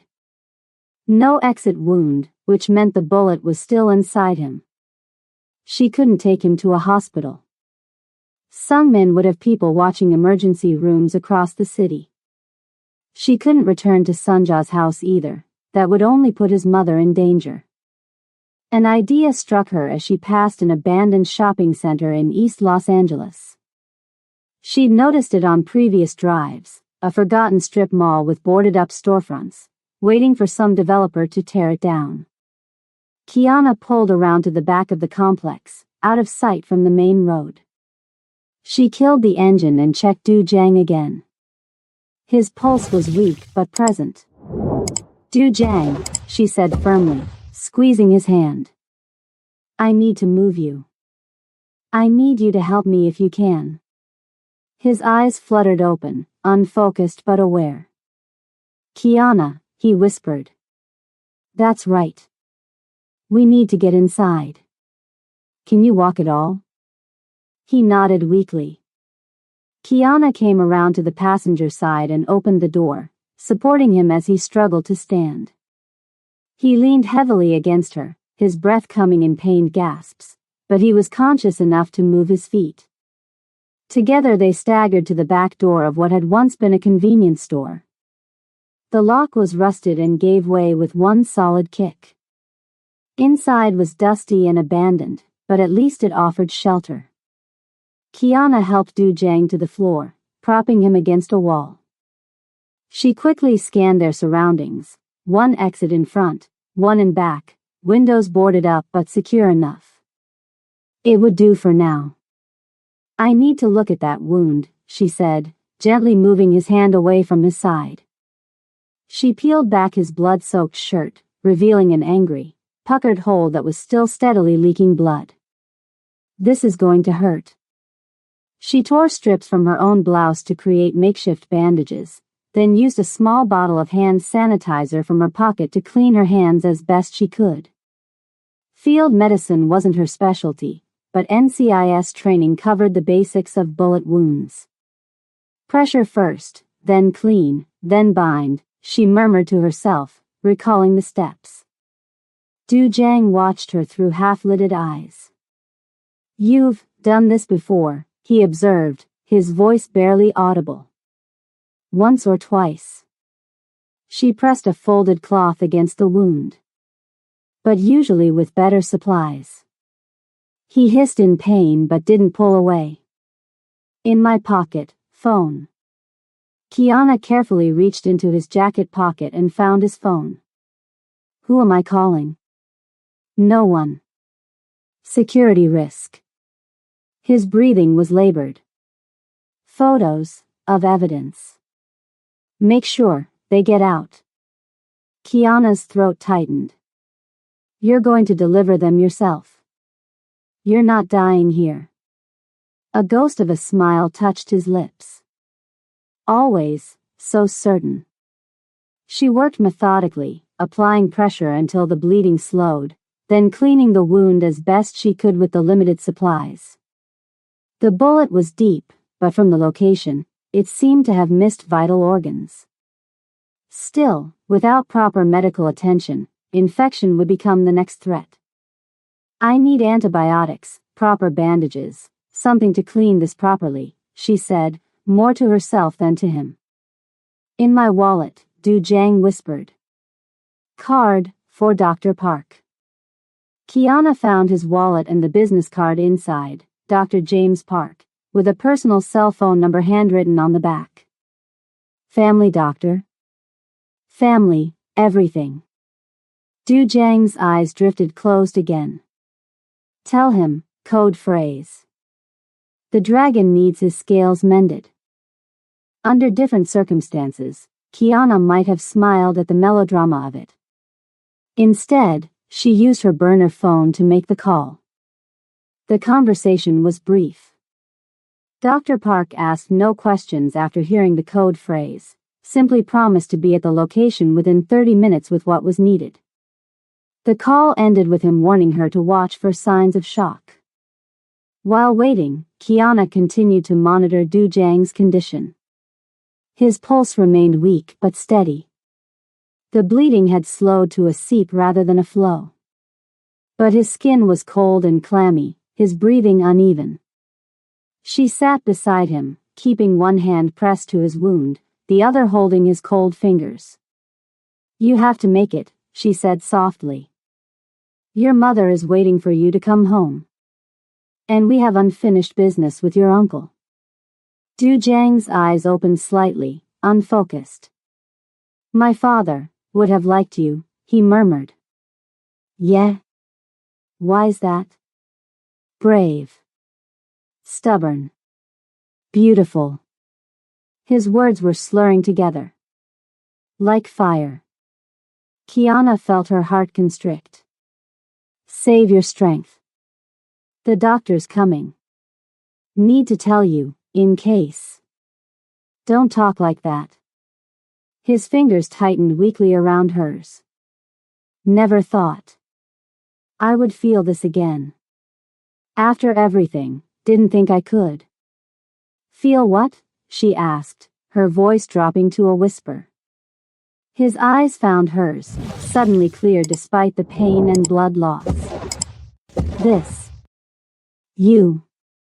Like finding something I didn't know I was missing. The raw honesty in his gaze caught Kiana off guard. Something shifted inside her, the protective wall she'd built after Chesapeake cracking just enough to let in a sliver of light. The thought of losing him now, after everything they'd survived together, was suddenly unbearable. You're delirious from blood loss, she said gently, but her fingers interlaced with his. Maybe. His eyes drifted shut again. But delirium speaks truth sometimes. He slipped into unconsciousness then, his hand going limp in hers. Kiana checked his pulse, still there, but weaker. The knot of fear in her stomach tightened. Don't you dare die, she whispered fiercely. Not when I'm just starting to figure out how I feel about you. Dr. Park arrived exactly as promised, a Korean man in his 60s with calm, efficient movements and no unnecessary questions. He brought proper medical supplies and immediately went to work on Du Jiang's wound. The bullet needs to come out, he said after examining the injury. It's not near any major organs, but it's causing internal bleeding. Kiana helped as directed, holding instruments, applying pressure, following instructions. Du Jiang remained unconscious through the procedure, which was probably a mercy. You military? Dr. Park asked as they worked.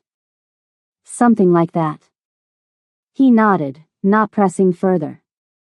I've known the Kim family for 30 years. Treated Du Jiang since he was a boy. His father was a good man.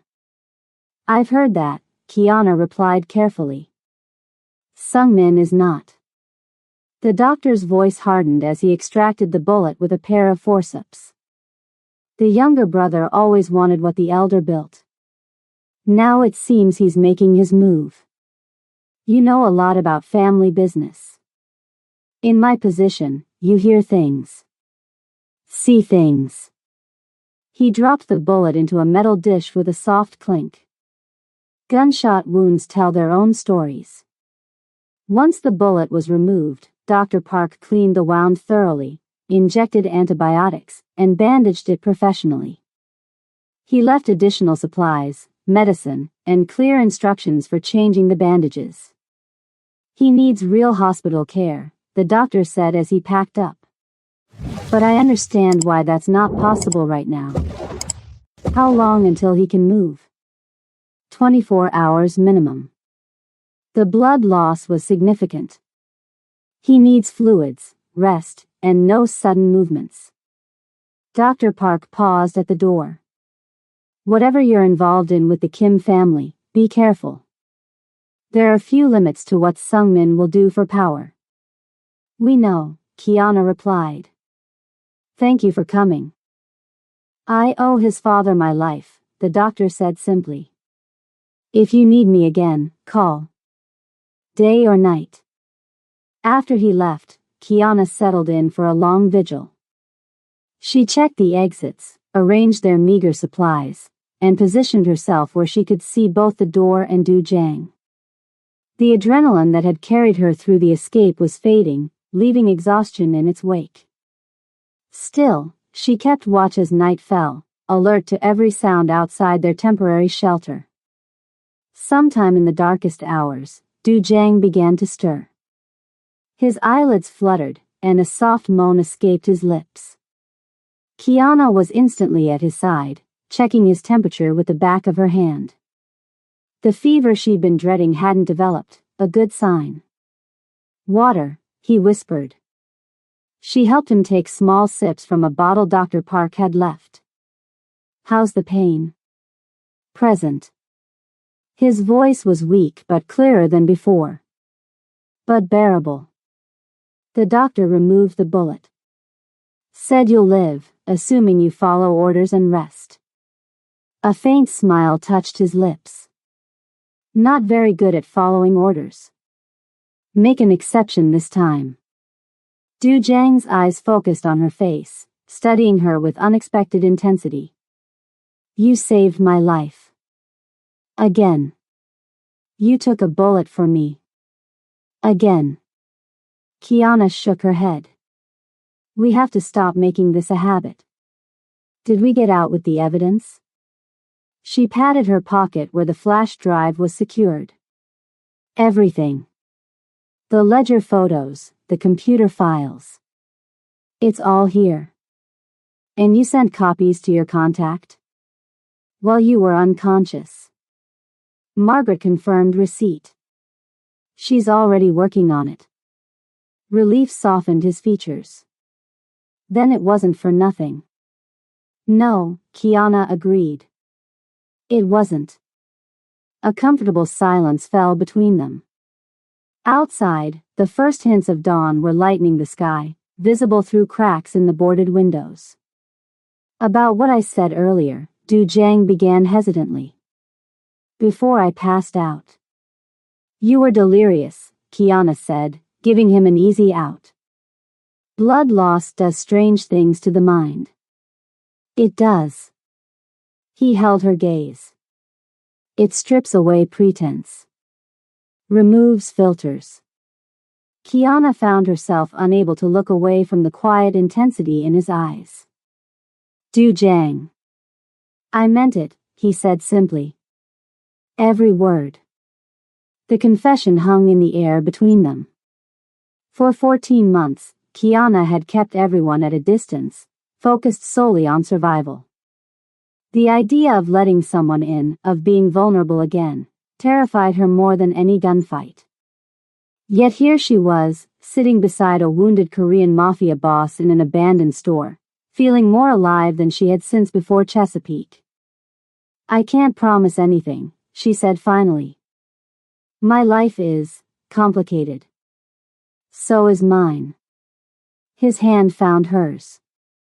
Maybe that's why this makes sense.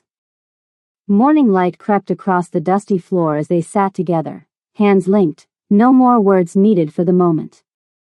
By midday, Du Jiang was able to sit up without assistance.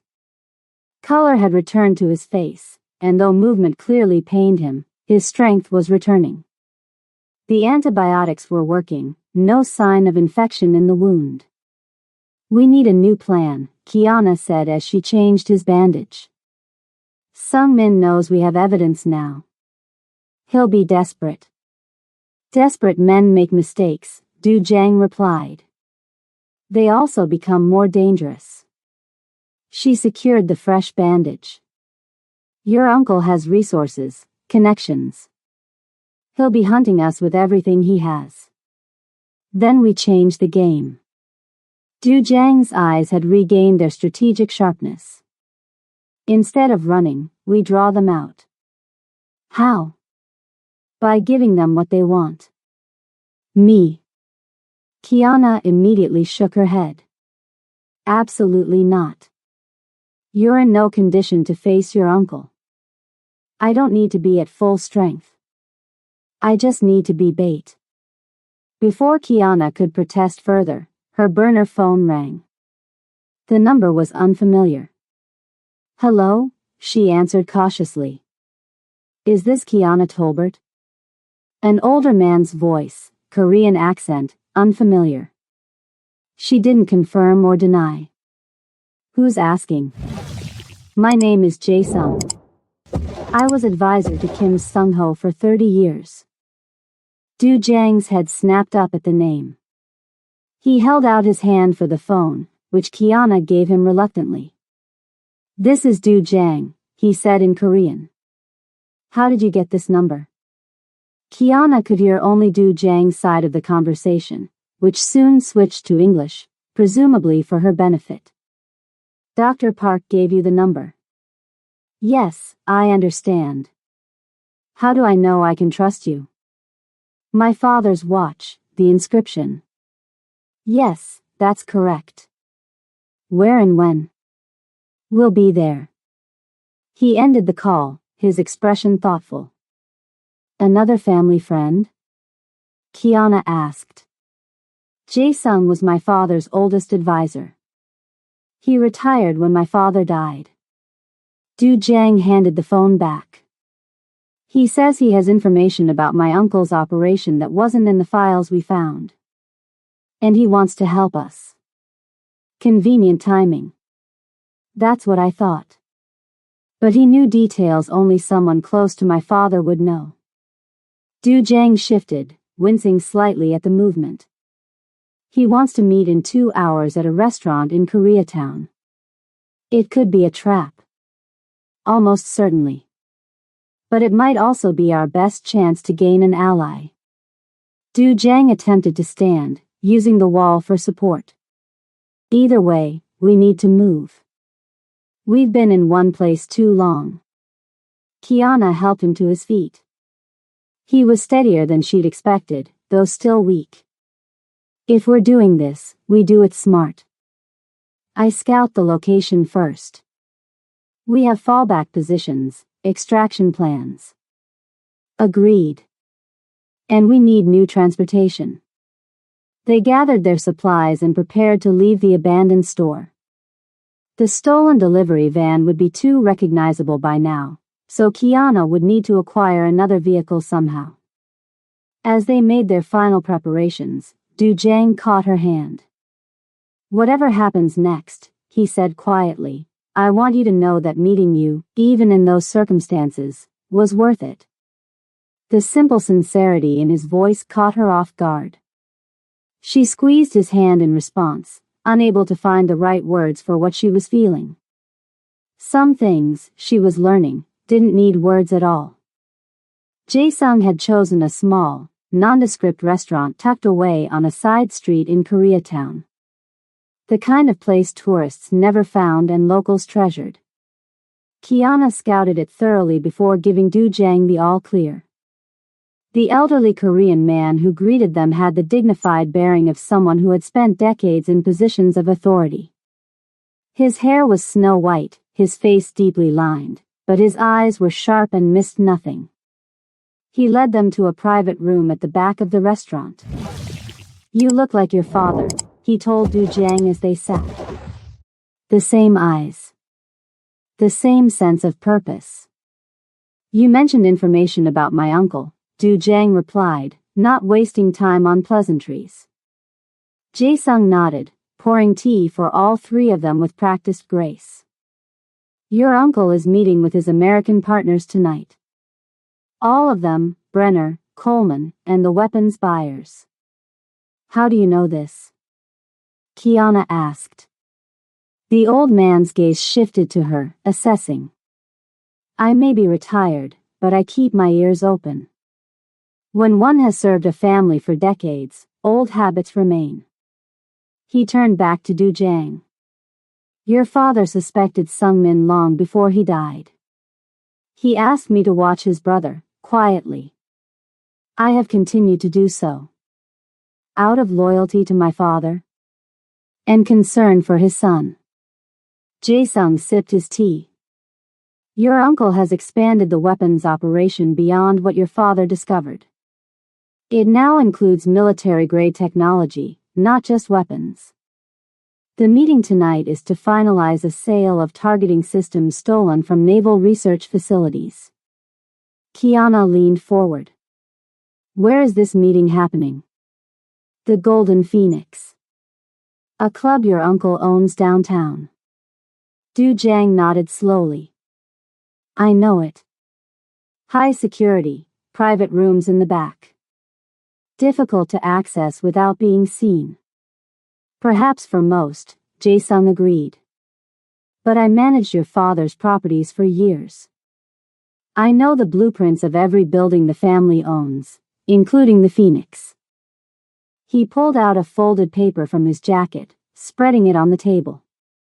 It showed detailed floor plans of the club, including service entrances, security camera positions, and patrol routes.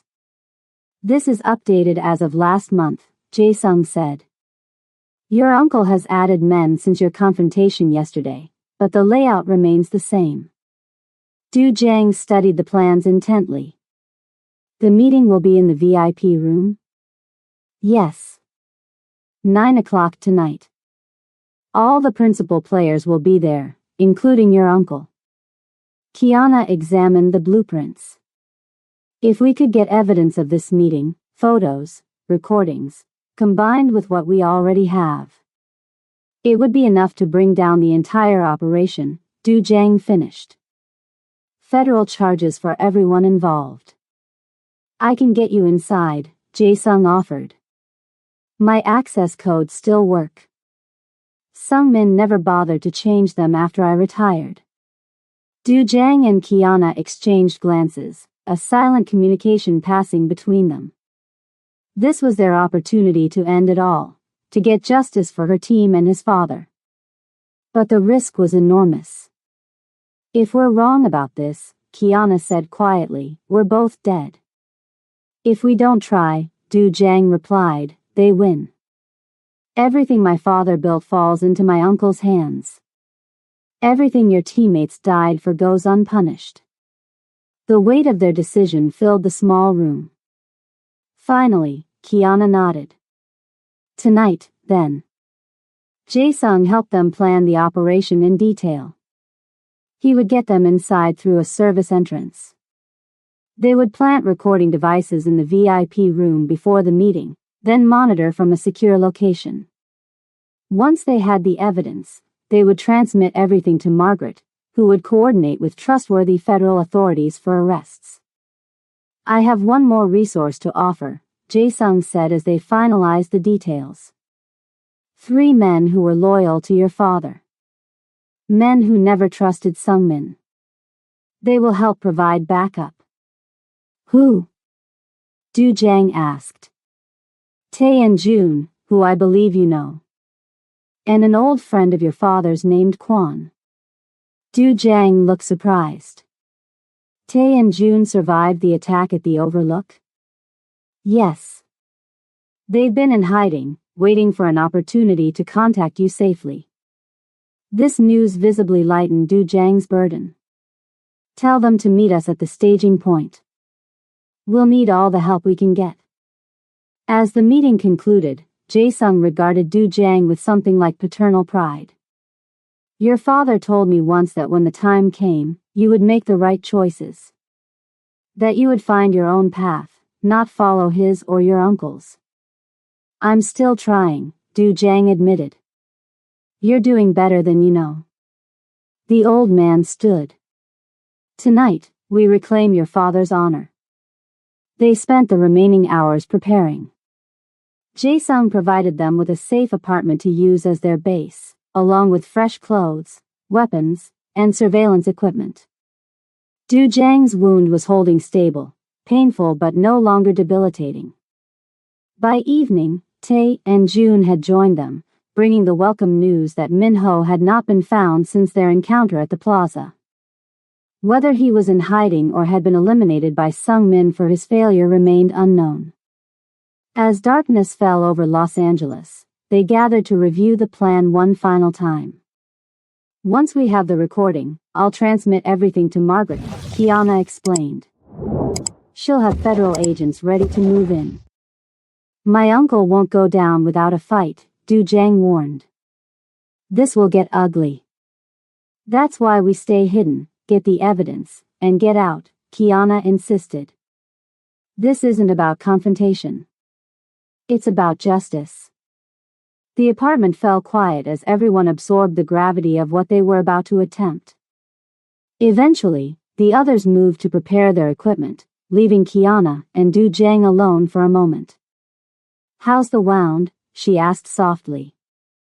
It'll hold. He moved closer to her, his voice dropping. Kiana, if something happens tonight. Don't, she cut him off. We're both walking out of there. But if we don't, he persisted, I need you to know something. She looked up at him, at the face that had somehow become so important to her in such a short time. What? Before all this, I was just going through motions. Running the family business, trying to honor my father's memory, but not really living. His hand found hers. The past few days with you, as crazy and dangerous as they've been, I've felt more alive than I have in years. Kiana felt something shift inside her chest, a wall crumbling that she'd built after Chesapeake. I know what you mean, she admitted. After what happened in Virginia, I shut everything down.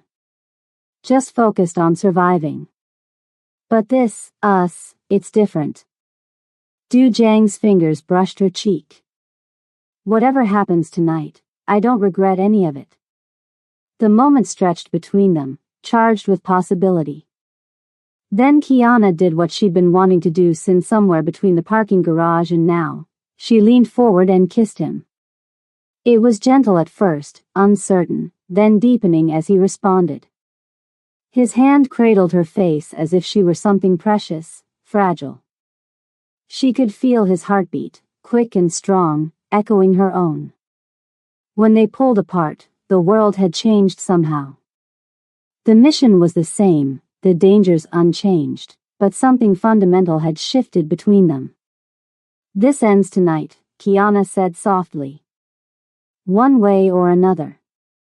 Together, Du Jiang replied. Together.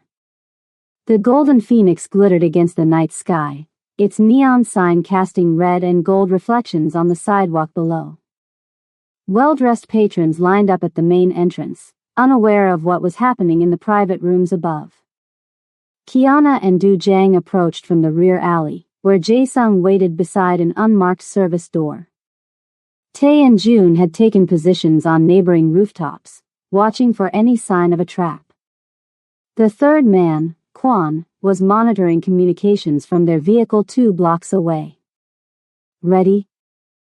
Jae-sung asked as they reached him. Du Jiang nodded, his face set with determination.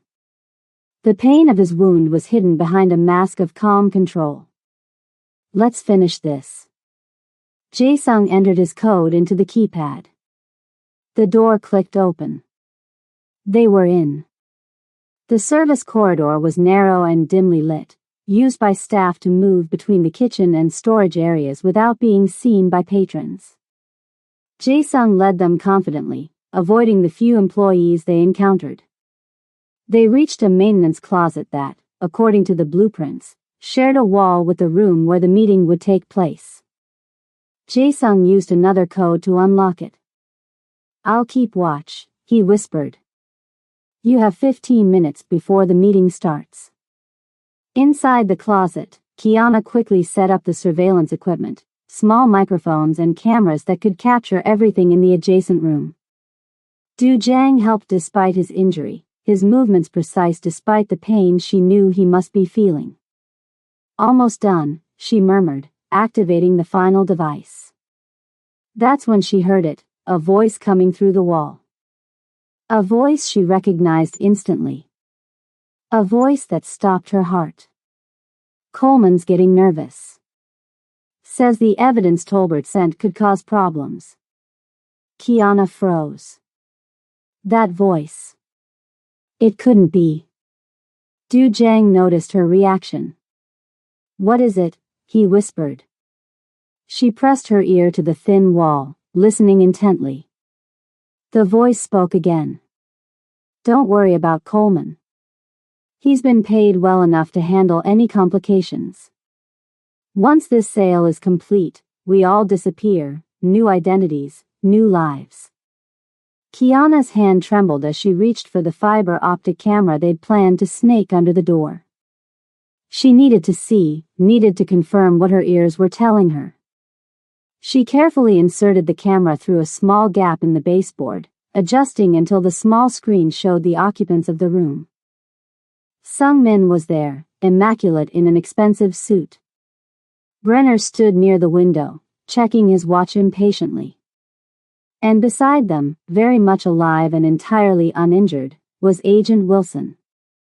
Her teammate from Virginia. The one who had supposedly died in the explosion. Wilson, she whispered, the betrayal hitting her like a physical blow. Du Jiang looked at the screen, then at her stricken face. You know him? He was on my team in Chesapeake. Her voice was hollow with shock. He was supposed to be dead. Killed in the initial explosion. Understanding dawned in Du Jiang's eyes. He was part of it. Part of the ambush. Kiana nodded, unable to speak as the full horror of the realization washed over her. Wilson hadn't been a victim, he'd been a conspirator. He'd helped set up his own teammates, people who had trusted him with their lives. And now he was here in Los Angeles, working with Sung-min and Brenner, continuing the operation that had killed Hayes and Diaz. The shock quickly hardened into resolve. Tonight wasn't just about evidence anymore. It was about confronting betrayal, both hers and Du Jiang's, face to face. Change of plans, she said, her voice deadly calm. I need to talk to Wilson. Are you sure about this? Du Jiang whispered, his eyes fixed on Kiana's face. The shock of seeing Wilson alive had transformed into something harder, more dangerous in her expression. No, she admitted. But I need answers. I've spent 14 months thinking I failed them. That I got Hayes and Diaz killed because I missed something. This isn't the plan. We're supposed to get evidence and leave. The plan changed the moment I saw him. She closed the surveillance feed, her decision made. You should stay here. You're wound. We do this together, Du Jiang cut her off. Or not at all. Their eyes met in the dim light of the maintenance closet. Something passed between them, an understanding deeper than words. Whatever came next, they would face it as one. Jae-sung looked alarmed when they emerged. The meeting is about to begin. We need to go. Change of plans, Kiana said. One of the men in that room was my teammate. The one who supposedly died in Virginia. The old man's eyes widened. A trap? No. A reckoning. Du Jiang quickly explained their new approach. Instead of merely recording the meeting, they would interrupt it. Force a confrontation, get Wilson to confess, and transmit everything live to Margaret. This is very dangerous, Jae-sung warned. It always was, Du Jiang replied. He tapped his earpiece. Tae, June, new positions. We're going in directly. Be ready to move on my signal. Kiana activated her own communication device. Kwon, are you receiving? Begin recording now. Everything we say and hear from this point is evidence. They moved swiftly through the service corridors, taking a different route than planned, one that would lead them directly to the VIP room. Du Jiang's wound slowed him slightly, but determination kept him moving. When they reached the door, they could hear voices inside, Sung-min speaking about delivery schedules, Wilson responding about security arrangements. Brenner occasionally interjecting with questions about payment. Kiana looked at Du Jiang. Ready? He nodded, drawing his weapon. Let them see us before you fire. We need them talking, not shooting. Same to you. She positioned herself to the side of the door. On 3. Jae-sung took cover around the corner, prepared to block any reinforcements that might respond. 1, 2, 3. Du Jiang kicked the door open with surprising strength for a wounded man. They entered in perfect tandem, weapons raised, moving with the synchronized precision of partners who instinctively understood each other's movements. The scene inside froze. Sung-min, Wilson, Brenner, and 2 guards stood around a table covered with documents and what appeared to be technical schematics. All 5 men stared in shock at the interruption. Hello, Uncle, Du Jiang said calmly. Hope we're not interrupting. Sung-min recovered first, his face twisting with rage. How did you? Agent Wilson, Kiana cut in, her gun aimed directly at her former teammate's chest. You're looking pretty healthy for a dead man. Wilson's face drained of color. Tolbert? That's impossible. You can't be alive? Funny, I was thinking the same thing about you. Her voice was ice. 14 months I've been carrying those deaths. Hayes. Diaz. Thinking I missed something. That I failed them. Kiana, you don't understand. Oh, I understand perfectly now. She took a step forward, gun never wavering. You sold us out. Set us up to die while you disappeared with your new friends. Brenner moved slowly toward a panel on the wall, likely an alarm. Du Jiang shifted his aim. Don't. This is quite the family reunion, Sungmin said, his voice regaining its usual smooth control. My wayward nephew and his new friend. How touching. We know everything, Du Jiang replied. The weapons smuggling. Father's murder. Your partnership with corrupt federal agents. And we're broadcasting this conversation to the authorities right now, Kiana added. It's over. Wilson laughed, a hollow, desperate sound. You think anyone cares? We have people everywhere. Coleman will bury any evidence before it reaches the right desks.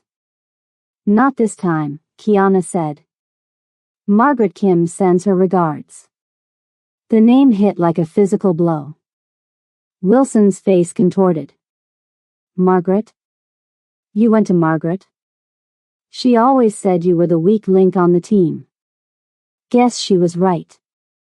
Sungmin had been watching this exchange with calculating eyes. He gave a subtle nod to his guards, who tensed, ready to draw their weapons. Enough talking, the older Kim said dismissively. Kill them both. Everything happened at once. The guards reached for their guns. Brenner lunged for the alarm panel. Wilson dove behind the table for cover. Kiana fired first, a precision shot that took down the guard on the left. Du Jiang followed a split second later, his bullet finding the second guard's shoulder. Brenner managed to hit the alarm. A piercing wail filled the room, followed immediately by the sound of gunfire from elsewhere in the building, Tae and Jun engaging Sungmin security forces. We need to move, Du Jiang shouted over the noise. Backup will be here in seconds. But Kiana's focus was locked on Wilson, who had emerged from behind the table with a gun of his own. Why? She demanded, even as they circled each other. Why betray your own team? Money. Power. Freedom. Wilson's eyes were cold, unrecognizable. Do you have any idea what this operation is worth? Millions, Kiana. More money than we'd make in a lifetime at NCIS.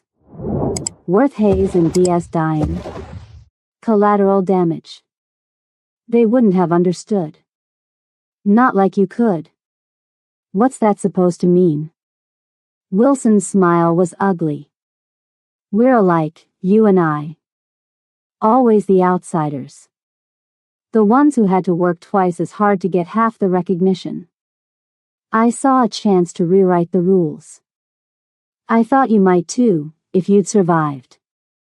We are nothing alike, Kiana snarled. More gunfire erupted in the hallway. Through her earpiece, Kiana heard Tae's voice, heavy resistance. Can't hold them much longer.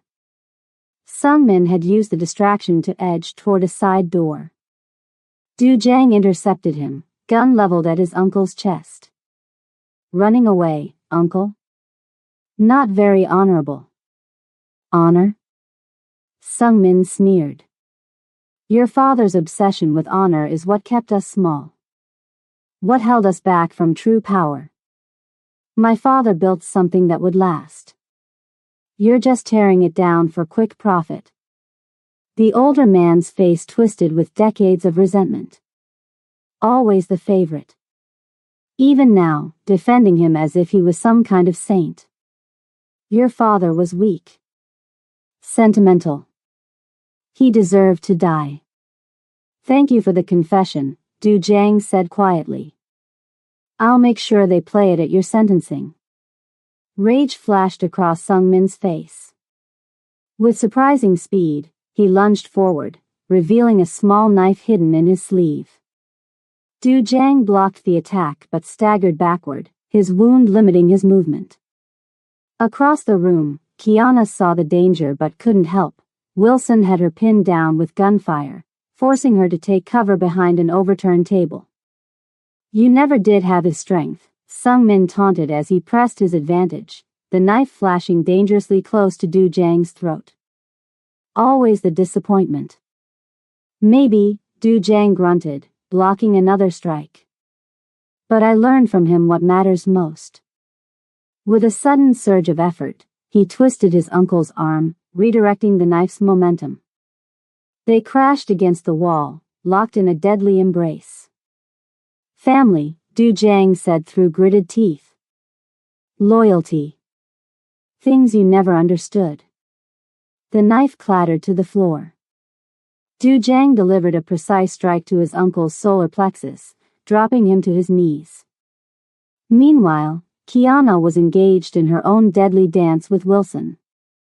Her former teammate was good, trained in the same techniques, familiar with her style. But 14 months of serving tables had done nothing to dull her skills. She feinted left, then dropped and rolled right, coming up with a clear shot. But instead of taking it, she hesitated, a split second of doubt that Wilson exploited. He lunged forward, knocking her weapon aside. They grappled, crashing into furniture, each fighting for control. You can't win this, Kiana, Wilson hissed as they struggled. You're good, but I've always been better. That's your problem, Wilson, she replied, breaking his hold with a technique he wouldn't recognize, something she'd learned after NCIS. You always underestimated everyone around you. The fight spilled out into the hallway where Jae-sung was exchanging fire with Sung Min's reinforcements. The old advisor had taken cover behind a service cart but was quickly being overwhelmed. Brenner appeared in the doorway, gun raised. He took aim at Kiana's back as she grappled with Wilson. Du Jiang saw it happen as if in slow motion. Without hesitation, he threw himself forward, directly into the line of fire. The gunshot echoed through the hallway. Du Jiang staggered, fresh blood blooming across his shirt where the bullet had struck his shoulder, just inches from his heart. No! Kiana's scream tore from her throat. The distraction cost her. Wilson slammed her against the wall, his forearm pressing against her windpipe. Always too emotional, Tolbert. That's why you never made team leader. Through darkening vision, Kiana saw Brenner approaching, gun still raised. Du Jiang was on his knees, one hand pressed to his bleeding shoulder, the other fumbling for his fallen weapon. Something snapped inside Kiana, a final restraint breaking free. With strength born of desperation, she drove her knee upward, catching Wilson in a vulnerable spot. As he doubled over, she followed with a devastating combination she'd perfected during countless training sessions. Wilson went down hard. Kiana didn't hesitate. She grabbed his fallen weapon and fired twice in rapid succession. The first bullet caught Brenner in the leg. The second struck his hand, sending his gun spinning across the floor. More gunfire echoed from the main club, but this time, it was different. Organized, tactical. Through her earpiece came a voice she recognized. Federal agents. This is a raid. Everyone down on the ground. Margaret. She'd come through. The next minutes passed in a blur. Federal agents swarmed the building, securing suspects and evidence. Paramedics arrived to treat the wounded, including Du Jiang, whose second bullet wound was serious but not life-threatening. Qiana found herself sitting beside him in an ambulance, her hand clutching his as medics worked to stabilize him. "You took another bullet for me," she said softly. "Becoming a habit," he replied, his voice weak but his eyes clear. "A bad one." "I disagree."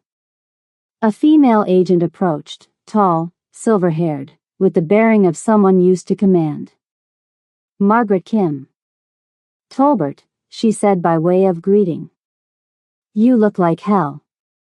"Feel like it too."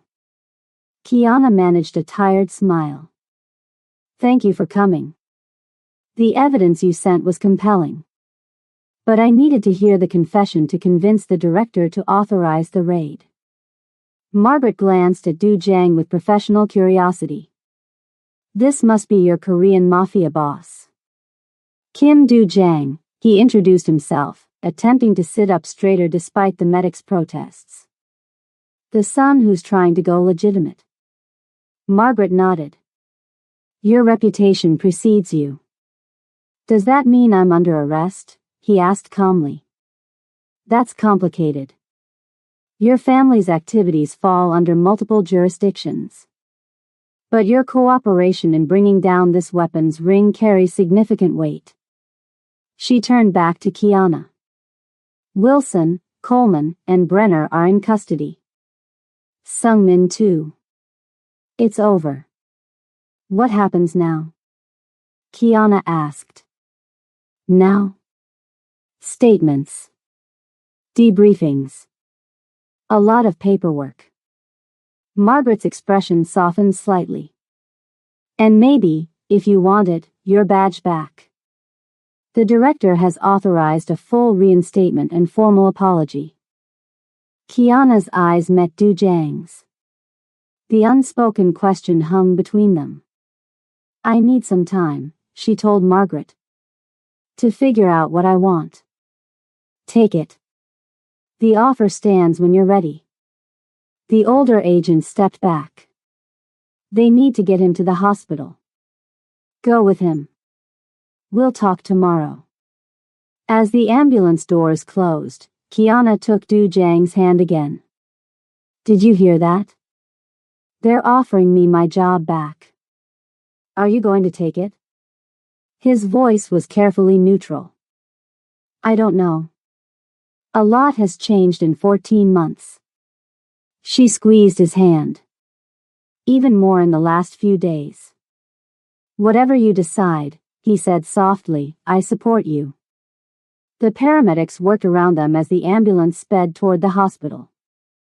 In the chaos and aftermath, they had found something neither expected, a connection that transcended their very different worlds. "We'll figure it out," Qiana promised. Together. 6 months later, the garden of the Kim family estate bloomed with spring flowers. Qiana sat on a stone bench, watching as Du Jiang moved through a series of martial arts forms, his recovery complete, his movements fluid and precise. So much had changed since that night at the Golden Phoenix. Sungmin, Wilson, Brenner, and Coleman were all serving lengthy federal sentences. The international weapons ring had been dismantled, with arrests spanning 3 continents. Du Jiang had taken control of the Biko syndicate and accelerated his father's vision of legitimacy, converting illegal operations into legal businesses, cutting ties with criminal enterprises, building something new from the foundations his father had laid. And Qiana had found her own path, consulting for NCIS while helping Du Jiang navigate the complex transition of his family's empire. Not quite a federal agent anymore, not quite a civilian. Something in between that suited her perfectly. "Your stance is off," she called to him with a smile. "Left foot too far forward." He adjusted with a grin. "Always watching." "Always." She rose to join him, moving into position beside him. Together, they continued the form, a dance of discipline and control they'd both mastered in their own ways. Sunja watched from the porch, nodding with approval.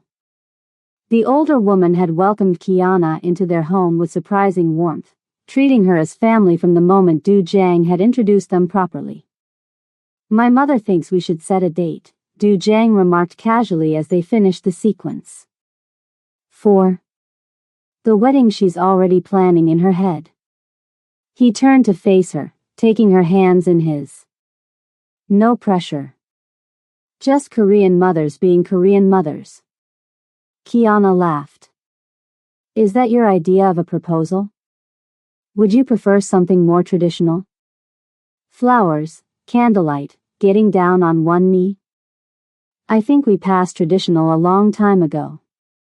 She stepped closer, her arms slipping around his waist. 2 bullets, multiple car chases, and an international weapons conspiracy tends to change the relationship timeline. His smile was soft, intimate, a side of himself few ever saw. "Is that a yes?" "It's a, ask me properly when you're ready." She kissed him lightly. "We have time." And they did.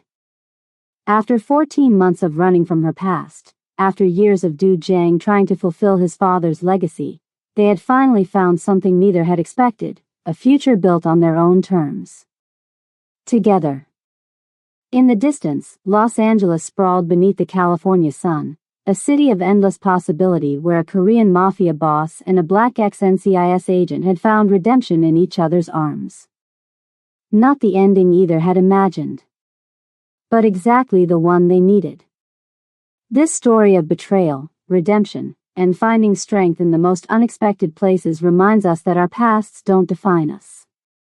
It's our choices, especially the difficult ones, that shape who we become. If this journey touched you, please smash that subscribe button right now. Let me know in the comments where you're watching from and what story you'd like to hear next.